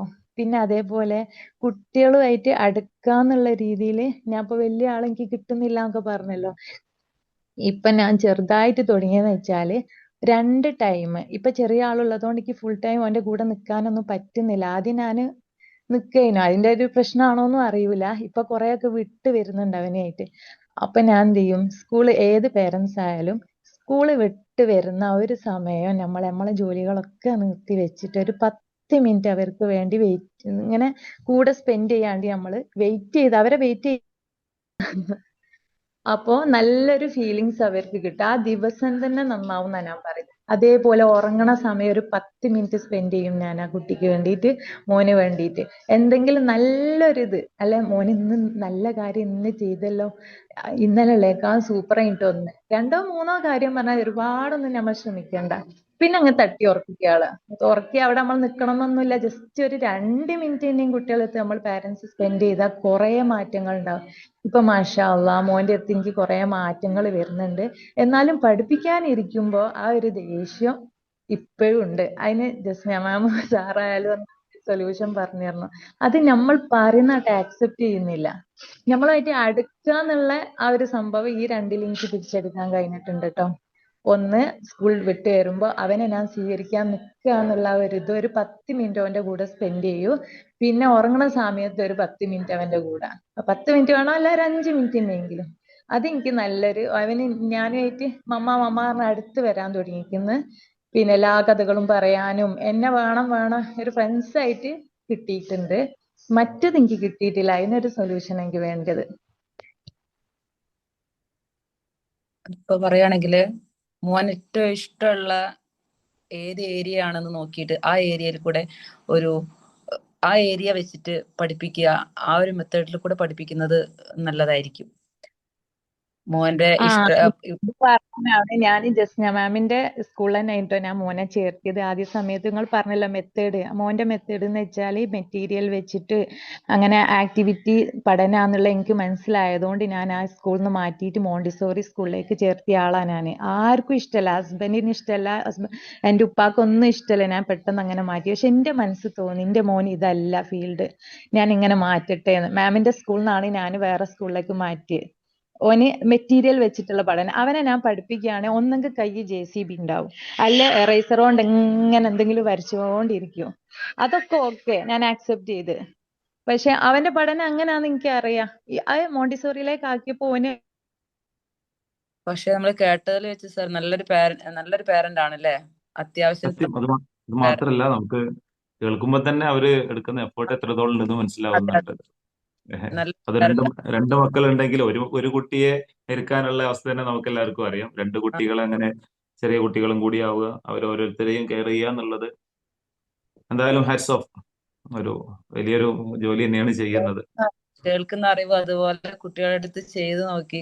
ചെറിയ കുട്ടി അത്രയും ചെറിയ കുട്ടീനെ നിസ്കരിക്കുന്ന സമയത്തൊക്കെ അതൊക്കെ കേട്ടപ്പോ ഏറ്റവും നല്ലൊരു പാരന്റിങ് നല്ലോണം ചെയ്യാൻ ശ്രമിക്കുന്ന ഒരാളാണ്. ഇനിയിപ്പോ മോന്റെ പഠനത്തിന്റെ അത് കുറെ മെത്തേഡ്സ് ഉണ്ട്. നമ്മൾ പുതിയ ഇനി വരുന്ന ക്ലാസ്സുകളിലൊക്കെ സാറോ നമ്മളൊക്കെ ഡിസ്കസ് ചെയ്യും. അതിനകത്ത് അവർക്ക് ഇഷ്ടപ്പെട്ട രീതിയിലൂടെ ചിലപ്പോൾ കുട്ടികൾക്ക് എന്താ പറയാ കാർട്ടൂണുകൾ തന്നെ ഇഷ്ടമുള്ളതുണ്ടാവും. അതുപോലെ ആക്ടിവിറ്റീസിലൂടെ ഉണ്ടാവും. അതുപോലെ കുറച്ച് നിമോണിക്സ്, അങ്ങനെ കുറച്ച് വേർഡുകളിൽ കൂടെ അങ്ങനെയൊക്കെ ചെയ്യുന്ന പഠന രീതികൾ പലതും ഉണ്ട്. അത് ഇനി വരുന്ന ക്ലാസ്സുകളിലൊക്കെ പാരന്റിങ് ആയതുകൊണ്ട് ഞാനും പ്രതീക്ഷിക്കുന്നു നമുക്ക് അങ്ങനത്തെ ക്ലാസ്സുകളൊക്കെ എടുക്കാമെന്നുള്ളത്. ഇതൊരു സീരീസ് ആയിട്ടാണ്, ആദ്യമായിട്ട് ജോയിൻ ചെയ്യുന്ന ആളുകൾക്ക് വേണ്ടി പറയുകയാണ്. പാരന്റിങ് സീരീസ് ആയിട്ടാണ് നമ്മൾ തുടങ്ങിയിട്ടുള്ളത്. അതിന്റെ ഒരു ഫസ്റ്റ് സെഷന് കഴിഞ്ഞ ആഴ്ച കഴിഞ്ഞു. ഇതിപ്പോ രണ്ടാമത്തെ സെഷനാണ്. ഇനിയുള്ള കുറഞ്ഞ ആഴ്ചകൾ കൂടി പാരന്റിങ് തന്നെ ആയിരിക്കും നമ്മൾ മെയിൻ ആയിട്ട് ഫോക്കസ് ചെയ്ത് പറയുന്നുണ്ടാവുക. അതുകൊണ്ട് തന്നെ ഇപ്പോ ഇതിൽ പറഞ്ഞ കാര്യങ്ങളും പറഞ്ഞതൊക്കെ മനോഹരം, പറയാനിരിക്കുന്നത് അതിമനോഹരം എന്ന് പറഞ്ഞതുപോലെ ഇനി കുറേ വിഷയങ്ങൾ നമുക്ക് ചർച്ച ചെയ്യാനുണ്ട്. വരുന്ന ആഴ്ചകളിലൊക്കെ ഇതുപോലെ നിങ്ങൾ എല്ലാവരും പങ്കെടുക്കുക. അതിലൊക്കെ നമുക്ക് പുതിയ കാര്യങ്ങളും ഇതേപോലെ പുതിയ ചർച്ചകളൊക്കെ നമുക്ക് ഉണ്ടാകും. ഈ പറയപ്പെട്ട പല കാര്യങ്ങളും നിങ്ങൾ കുട്ടികളുമായി ബന്ധപ്പെട്ട് നിങ്ങൾ ഫേസ് ചെയ്യുന്ന പല പ്രോബ്ലംസിനും അതിനുള്ള പരിഹാരങ്ങളൊക്കെ എങ്ങനെ ഒരു സൈക്കോളജിക്കലി എങ്ങനെ നമുക്ക് അത് കൈകാര്യം ചെയ്യാം എന്നുള്ള കാര്യങ്ങളൊക്കെ അതിൽ ചർച്ച ചെയ്യും ഇൻഷാ അല്ലാഹ്.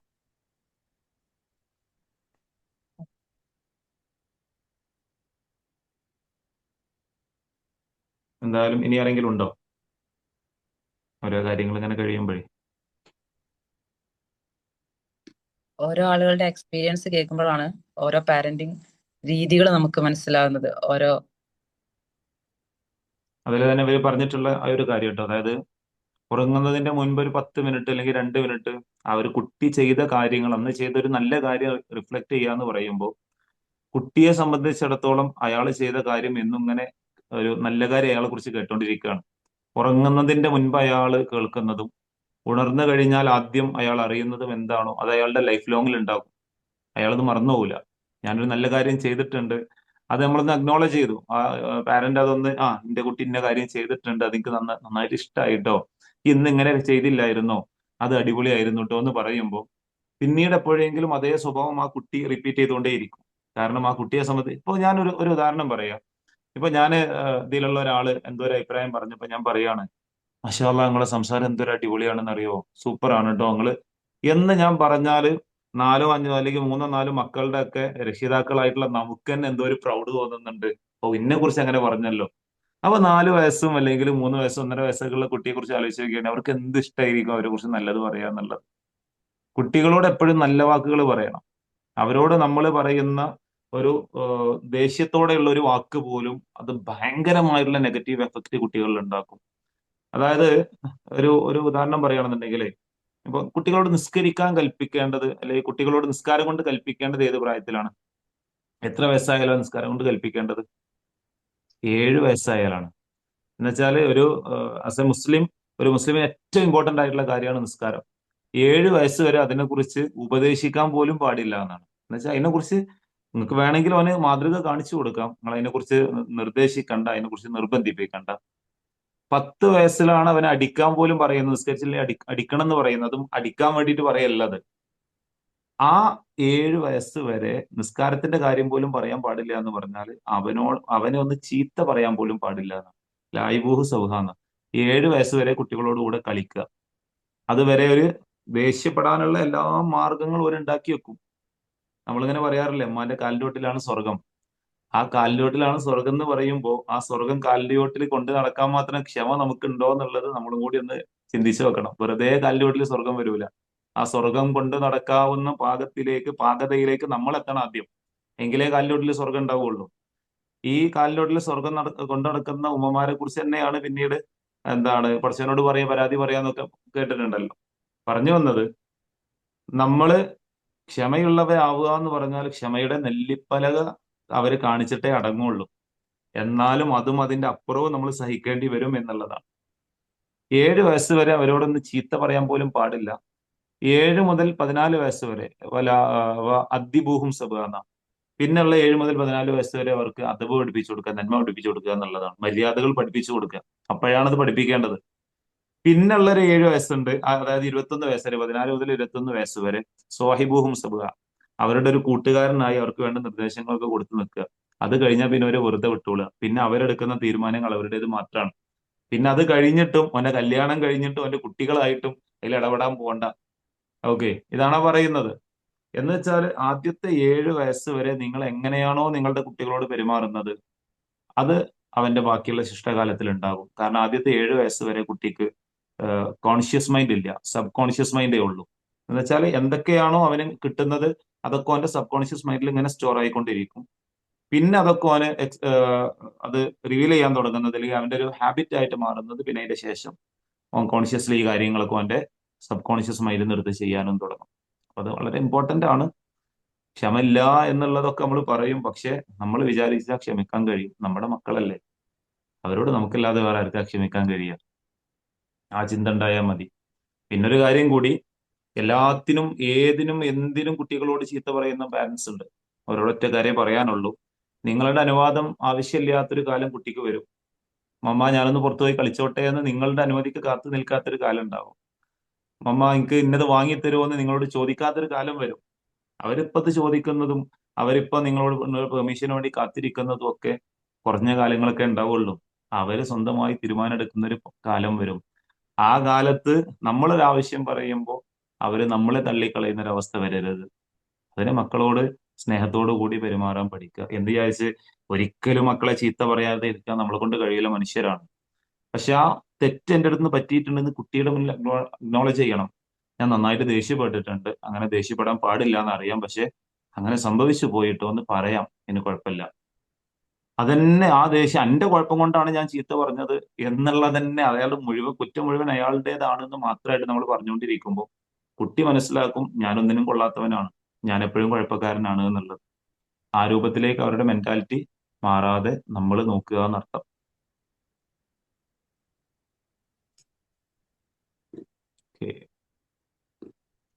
Anyone else?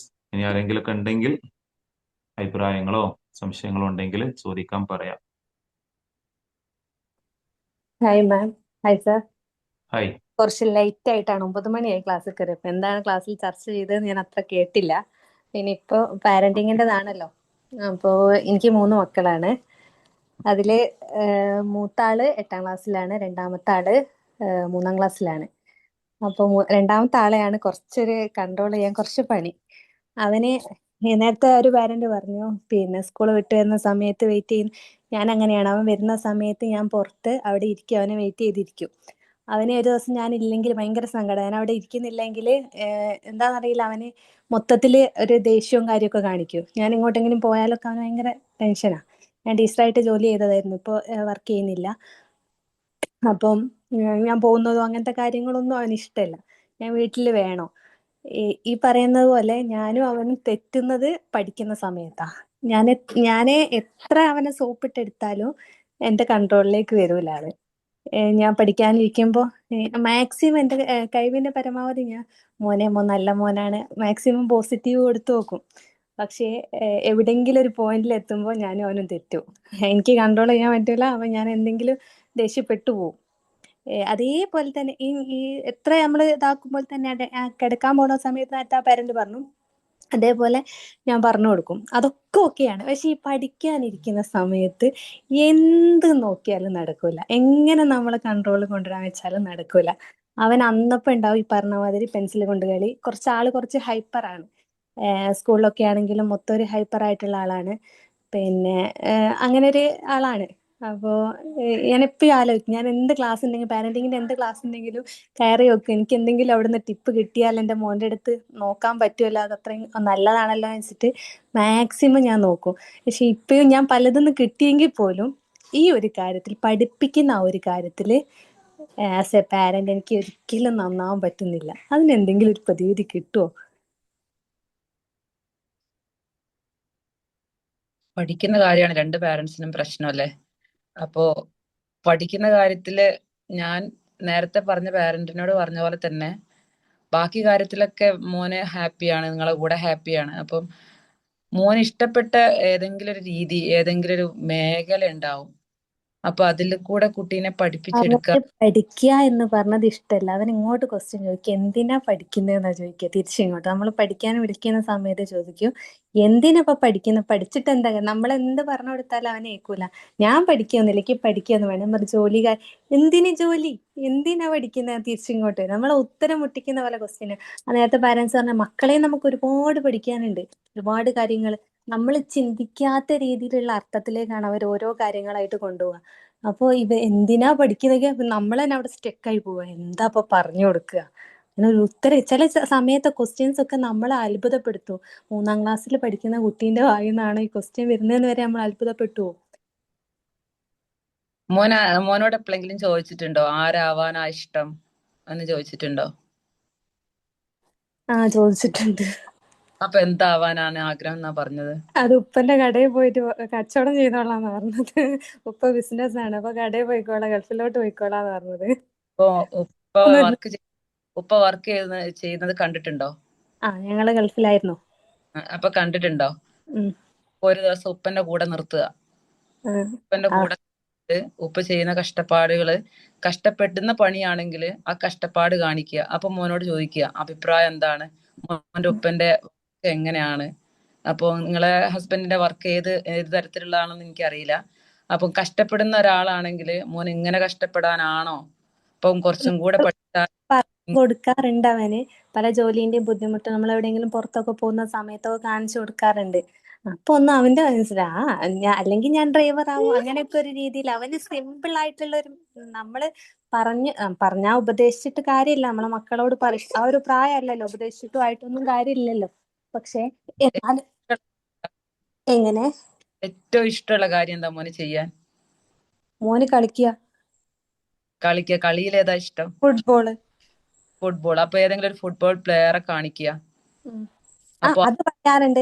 ഞാന് കളിച്ച് ഫുട്ബോൾ ടീമിൽ കേറിയിട്ട് അങ്ങനെ പോവും. ഇപ്പൊ അടുത്തൊരു ദിവസം ഞാൻ പഠിക്കാൻ വന്നപ്പോ സമയത്ത് എന്തിനു പഠിക്കുക, അപ്പൊ ഞാൻ ചോദിച്ചു ലാംഗ്വേജെങ്കിലും പഠിക്കണ്ടേ, ഫുട്ബോൾ ടീമിൽ കയറിയാലും നമുക്ക് ലാംഗ്വേജ് ഒക്കെ അറിയാം, അതൊക്കെ സംസാരിച്ചൊക്കെ അങ്ങ് റെഡി ആവും, അതിന് എഴുതുകയും പഠിക്കുകയും ചെയ്യണ്ടെന്ന് പറഞ്ഞു.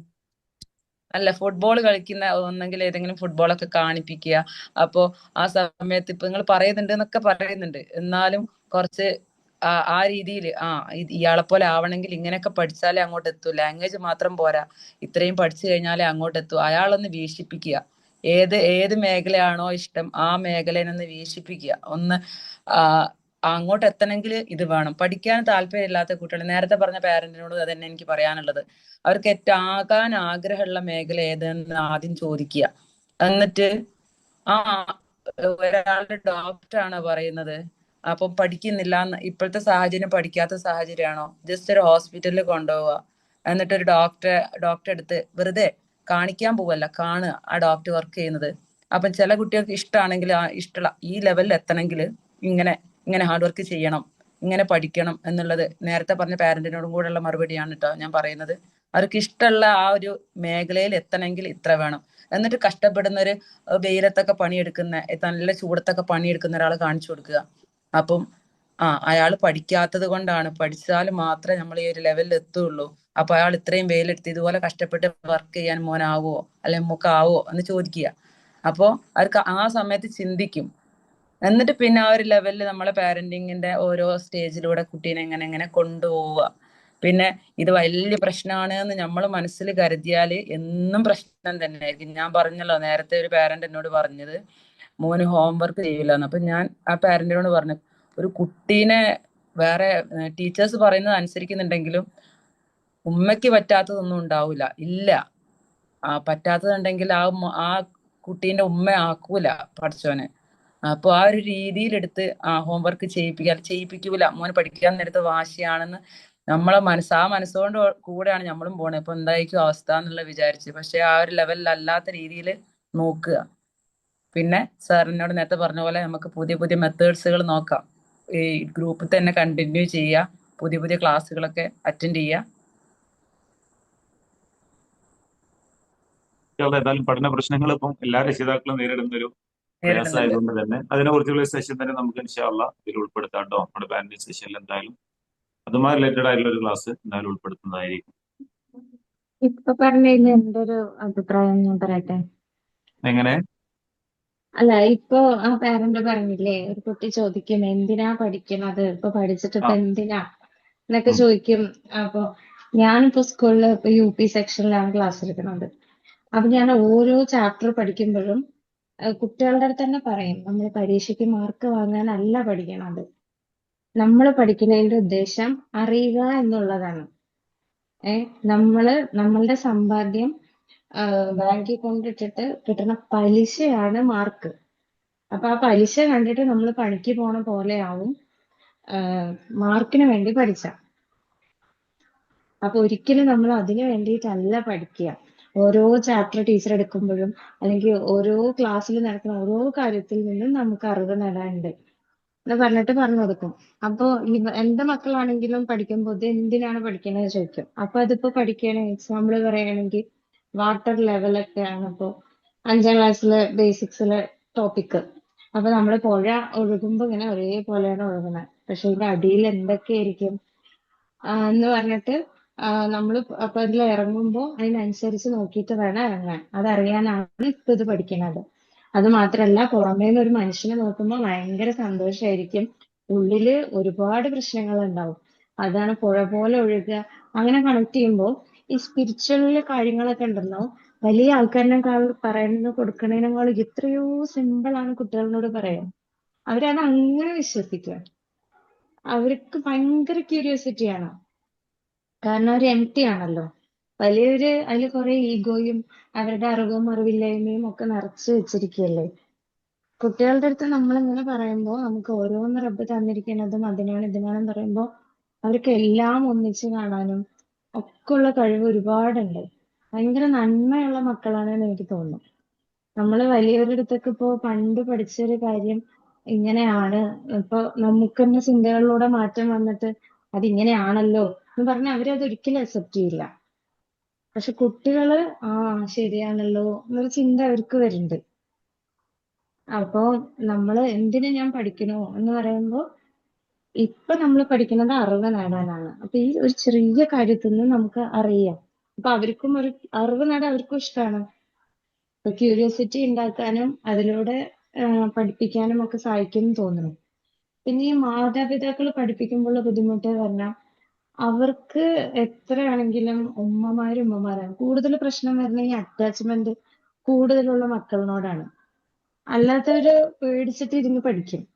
ഇതങ്ങനെ നന്നായി സ്നേഹിക്കുന്ന ഉമ്മയാണ് പഠിപ്പിക്കണമെങ്കിൽ അവർക്ക് അവരുടെ ഉമ്മ എന്നെ അധികാരം എന്താണെന്നറിയില്ല, അവർക്ക് അവരുടെ ഒരു പ്രശ്നം വരികയാണ്, അവർക്കും നമുക്കും. അപ്പൊ എന്റെ മകൻ ഞാൻ പറയണ കേൾക്കുന്നില്ലല്ലോ, അല്ലെങ്കിൽ എന്റെ മകളെന്താ, അവിടെ ഒരു എന്താ പറയാ അടുപ്പ കൂടുതലാണ് ഏറ്റവും വലിയ പ്രശ്നം.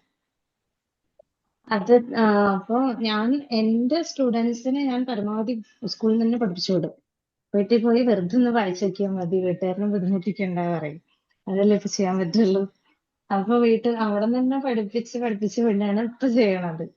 വീട്ടിൽ പോയാ ഇപ്പൊ നമുക്ക് തന്നെ പഠിപ്പിച്ച് അതേ പണി വീട്ടിൽ വന്ന് ചെയ്യുമ്പോ സ്ട്രെസ്സാണ്.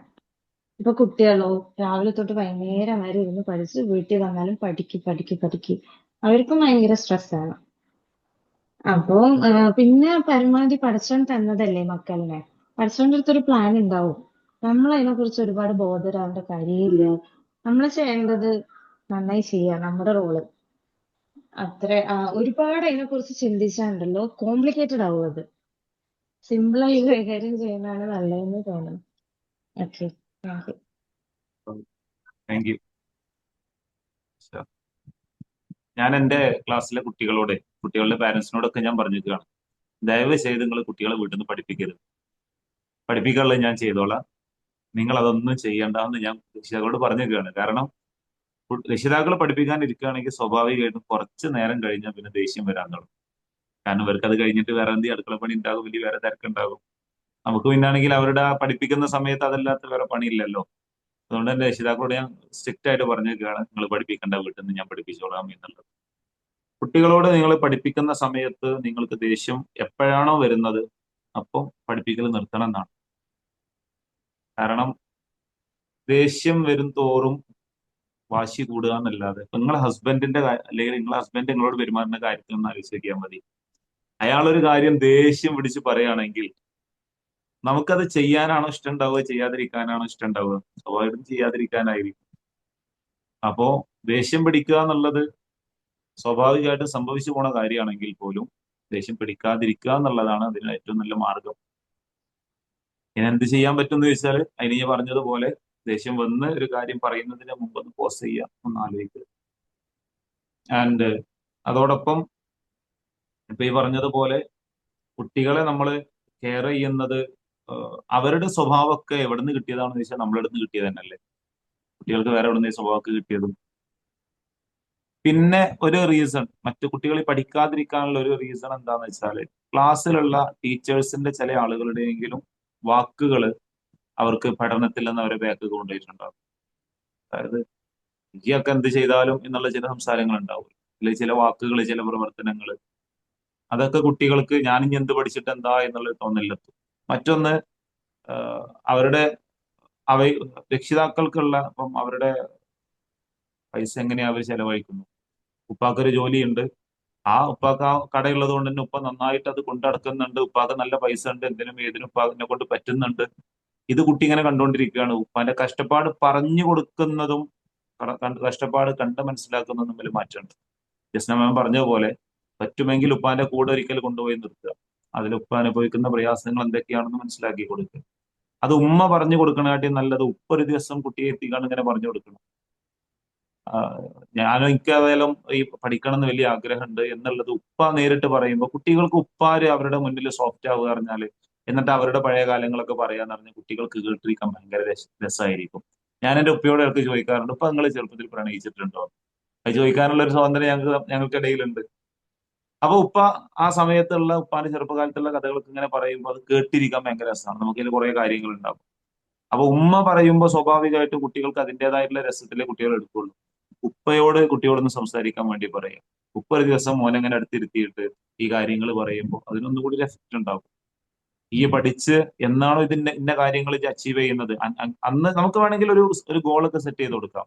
ഇപ്പൊ ഒരു ചെറിയ ചെറിയ സമ്മാനങ്ങൾ, ചെറിയ അപ്രീസിയേഷൻ, അത് ഒരു ആ കാര്യം പറഞ്ഞു കഴിഞ്ഞാൽ നമ്മൾ പൂർത്തീകരിക്കുകയും ചെയ്യണം. ഇപ്പൊ ഞാൻ എൻ്റെ കുട്ടിയോട് എന്തെങ്കിലും ചിലപ്പോൾ അറിയാതെ ചിലപ്പോൾ പറഞ്ഞു പോകും. ഞാൻ നിസ്കരിച്ച് കഴിയട്ടെ, ഫോൺ വല്ലാതെ ചോദിക്കുമ്പോൾ ഞാൻ ചിലപ്പോൾ അറിയാതെ പറഞ്ഞു പോകും, നിസ്കരിച്ച് കഴിഞ്ഞിട്ട് തരട്ടോ എന്ന് പറയും.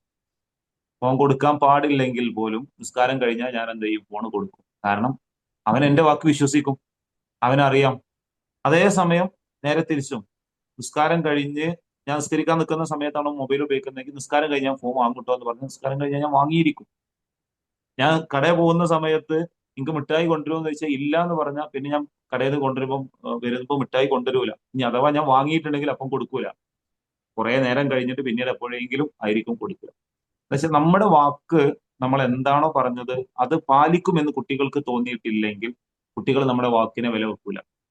അത് പഠിച്ചിട്ടില്ല എന്നുണ്ടെങ്കിൽ കാണാം എന്ന് നമ്മൾ പറയും, ഒന്നും സംഭവിക്കില്ല എന്ന് കുട്ടിക്ക് അറിയാം. ഓക്കെ.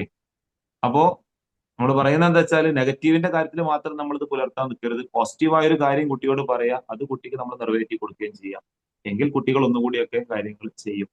പിന്നെ ഇതിൽ തന്നെ കുറെ കാര്യങ്ങളുണ്ട്. ഇൻഷാ അള്ളാ നമുക്ക് വരുന്ന സെഷനുകൾ നമുക്കത് കൈകാര്യം ചെയ്യാം. കൃഷ്ണമേ എന്തെങ്കിലും പറയാനുണ്ടോ? ഒരുപാട് നേരമായി, സമയം 9:45 ആയിട്ടുണ്ട്. പറഞ്ഞ് ഇപ്പോഴാണ് സമയം നോക്കുന്നത്. പഠിത്തത്തിന്റെ വിഷയമൊക്കെ നമുക്ക് വേറൊരു സെഷനിൽ പ്രത്യേകമായിട്ട് തന്നെ എടുത്തിട്ട്. അടിയിൽ ആരോ ഒരാള് കമന്റിൽ ഒരു സംശയം ചോദിച്ചിട്ടുണ്ടായിരുന്നു. അതായത് when a child makes a mistake should parent correct them immediately or is it better to wait and talk about it later when everyone is calm? കുട്ടി ഒരു തെറ്റ് ചെയ്യുകയാണെങ്കിൽ അപ്പൊ തന്നെ തിരുത്തണോ, അതല്ല എല്ലാവരും ഒന്ന് കാമായതിന്റെ ശേഷം തിരുത്തലാണോ നല്ലത് എന്നുള്ളത്? അതിന്റെ ഒരു മറുപടിയും കൂടി പറഞ്ഞാൽ നമുക്ക് വേണമെങ്കിൽ വേണ്ടി. കുട്ടി ഒരു തെറ്റ് വരുത്തുന്ന സമയത്ത് തെറ്റ് വരുത്തിയതിന്റെ പേരിൽ ആ സമയത്ത് തന്നെ ഷൗട്ട് ചെയ്ത് പറയുന്നതിന് പകരം സാറ് പറഞ്ഞ പോലെ ജസ്റ്റ് ഒന്ന് പോസ് ചെയ്ത് ഒന്ന് ചേർത്ത് പിടിച്ച് ഇങ്ങനെ കാര്യങ്ങൾ ബോധിപ്പിച്ച് കൊടുക്കുന്നതായിരിക്കും നല്ലത്. അല്ലാതെ കുറെ കഴിഞ്ഞാവുമ്പം ആദ്യം നമ്മൾ തെറ്റ് ചെയ്ത് കഴിഞ്ഞ് പെട്ടെന്ന് ആ സമയത്തൊന്നും മൈൻഡ് വെക്കാതെ എന്നാൽ അതൊരു തെറ്റല്ല എന്നുള്ളതായിരിക്കും തോന്നുന്നത്. തെറ്റ് ചെയ്യുന്ന സമയത്ത് തന്നെ തിരുത്തേണ്ടതായിട്ടാണ് എൻ്റെ ഒരു അഭിപ്രായം. അത് ഷൗട്ട് ചെയ്യുന്ന രീതിയിലല്ല, അല്ലാതെ അത് മറന്നു കഴിഞ്ഞ് കുറെ കഴിഞ്ഞിട്ട് പറഞ്ഞു കൊടുക്കുന്നതിലും നല്ലത് ആ സമയത്ത് തന്നെ പറയുന്ന രീതി, നമ്മൾ സമീപിക്കുന്ന രീതി, അത് സാറ് പറഞ്ഞതുപോലെ തന്നെ ശ്രദ്ധിക്കുക, ചേർത്ത് പിടിക്കുക. കാര്യങ്ങൾ ഇങ്ങനെയാണ്, ഇത് ചെയ്തത് മോനെ ചെയ്തത് തെറ്റാണ്, അപ്പോ ഇനി ഇതങ്ങനെ ആവർത്തിക്കരുത്. അപ്പൊ ആ സമയത്ത് കുറച്ച് എല്ലാം കഴിഞ്ഞിട്ട് പറഞ്ഞു കൊടുക്കുന്നതിലും ബെറ്റർ ക്വസ്റ്റ്യൻ ആൻസർ ഞാൻ ഇതാണ് പറയുന്നത്, ആ സമയത്ത് തന്നെ നല്ല രീതിക്ക് പറഞ്ഞു കൊടുക്കുക. പ്രത്യേകിച്ച് നമ്മളെ ഇപ്പോഴത്തെ ജനറേഷനെ സമീപിക്കാൻ നന്നായിട്ട് പഠിക്കാനുണ്ട്. നമ്മൾ ക്ഷമിച്ചത്രയൊന്നും ക്ഷമിക്കാനൊന്നും പറ്റാത്തൊരു കുട്ടികളാണ്. അപ്പൊ കൂടുതൽ ഇനി വൈകിപ്പിക്കുന്നില്ല ഞാനും. അപ്പോൾ ആ ഒരു ചോദ്യത്തിനുള്ള ഉത്തരമായിട്ടെന്ന് തോന്നുന്നു. ഇനി സാറിന് എന്തെങ്കിലും ആ ക്വസ്റ്റ്യൻ ആൻസർ ആയിട്ട് ആഡ് ചെയ്യാനുണ്ടെങ്കിൽ സാറ് പറയും. ആ പറഞ്ഞ പോലെ തന്നെ, പക്ഷെ അതിന്റെ കൂടെ ഒരു കാര്യം കൂടി, നമ്മള് എപ്പോഴാണോ തെറ്റ് സംഭവിക്കുന്നത് അത് കണ്ടു നിൽക്കുന്നതിനപ്പുറത്തേക്ക് അത് അപ്പൊ തന്നെ തിരുത്തുകയും ചെയ്യണം. ആൻഡ് അഗെയിൻ പറ്റുമെങ്കിൽ എല്ലാവരും ഒന്ന് കാം ആയതിന്റെ ശേഷം എന്തുകൊണ്ട് ഞാനത് തിരുത്തി, എന്തുകൊണ്ട് ആ തെറ്റ് ചെയ്യാൻ പാടില്ല എന്നുള്ളത് കാമായിട്ട് പറഞ്ഞു കൊടുക്കുകയും ചെയ്യണം. ആ തെറ്റ് ചെയ്തത് കണ്ടിട്ടുണ്ട് കേട്ടോ എന്ന് ഒന്നുകൂടി കുട്ടിക്ക് ഒന്ന് ബോധ്യപ്പെടുകയും ചെയ്യുകയാണ്. അത് ചെയ്യാൻ പാടില്ലാത്ത കാര്യമാണെന്നും കൂടി ബോധ്യപ്പെടുകയാണ്. അപ്പൊ അതിന്റെ ശേഷം ഒന്ന് കാമായതിന്റെ ശേഷം തീർച്ചയായിട്ടും ഇപ്പൊ ഒരു കടൽ തീരത്ത് ഇരുന്നിട്ട് ഒരു കുട്ടി മണലുകൊണ്ട് ഒരു കൊട്ടാരം പോലെ ഇങ്ങനെ ഉണ്ടാക്കിക്കൊണ്ടിരിക്കുകയാണ്.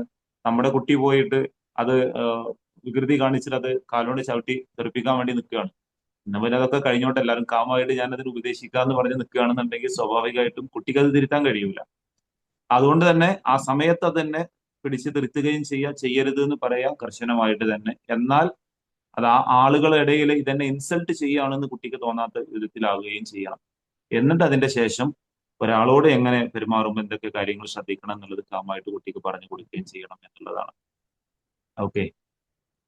മറുപടി സാറ്റിസ്ഫൈഡ് ആയിട്ടുണ്ടാവും എന്ന് വിചാരിക്കുന്ന ആളിപ്പോഴും ഓൺലൈനിൽ ഉണ്ടെങ്കിൽ. ഇനി ആർക്കെങ്കിലും നമ്മുടെ സെഷനെ കുറിച്ച് എന്തെങ്കിലും അഭിപ്രായങ്ങൾ പറയാനുണ്ടെങ്കിൽ, ക്ലാസ് എങ്ങനെ ഉണ്ടായിരുന്നു എന്ന് ഒരാളെങ്കിലും ഒന്ന് അഭിപ്രായം പറഞ്ഞാൽ വലിയ സന്തോഷം. നിങ്ങൾ കയറിയിട്ട് നിങ്ങൾക്ക് എന്തെങ്കിലും ഉപകാരപ്പെട്ടോ, അതല്ല വെറുതെ കയറി എന്നാണ് നമുക്ക് തോന്നുന്നില്ല കേട്ടോ. കാരണം ഇപ്പോഴും ഏകദേശം 18ഓളം ആളുകൾ ഇപ്പോഴും ഉണ്ട്. 22 ആളുകൾ 25 ആളുകളിൽ നിന്ന് കുറെ ആളുകൾ ഇപ്പോഴും തുടരുന്നുണ്ടെങ്കിൽ അവർക്ക് എന്തോ ഇതിൽ നിന്ന് കിട്ടിയിട്ടുണ്ട് എന്നുള്ളതാണല്ലോ. എന്തായാലും ആരെങ്കിലും ഒരാളും കൂടി ഒന്ന് അഭിപ്രായം അറിയിക്കുകയാണെങ്കിൽ സന്തോഷം. ഒരാളുടെ ഒപ്പീനിയന് ശേഷം നമുക്ക് വൈൻഡപ്പ് ചെയ്യാം. ഒരുപാട് സമയമായല്ലോ. യെസ്.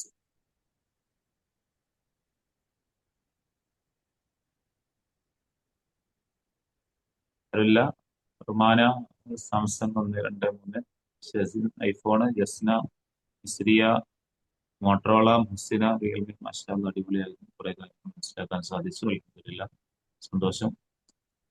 ഇനി അങ്ങനെ കമന്റ് വഴി അറിയിച്ചാലും അതിന് വോയിസിൽ വരാൻ ബുദ്ധിമുട്ടുണ്ടെങ്കിൽ കമന്റ് വഴി അറിയിക്കുക. സാർ, പിന്നെ ഞാൻ ആദ്യമായിട്ടാണ് സാറിന്റെ ഇതിൽ ജോയിൻ ചെയ്തത്.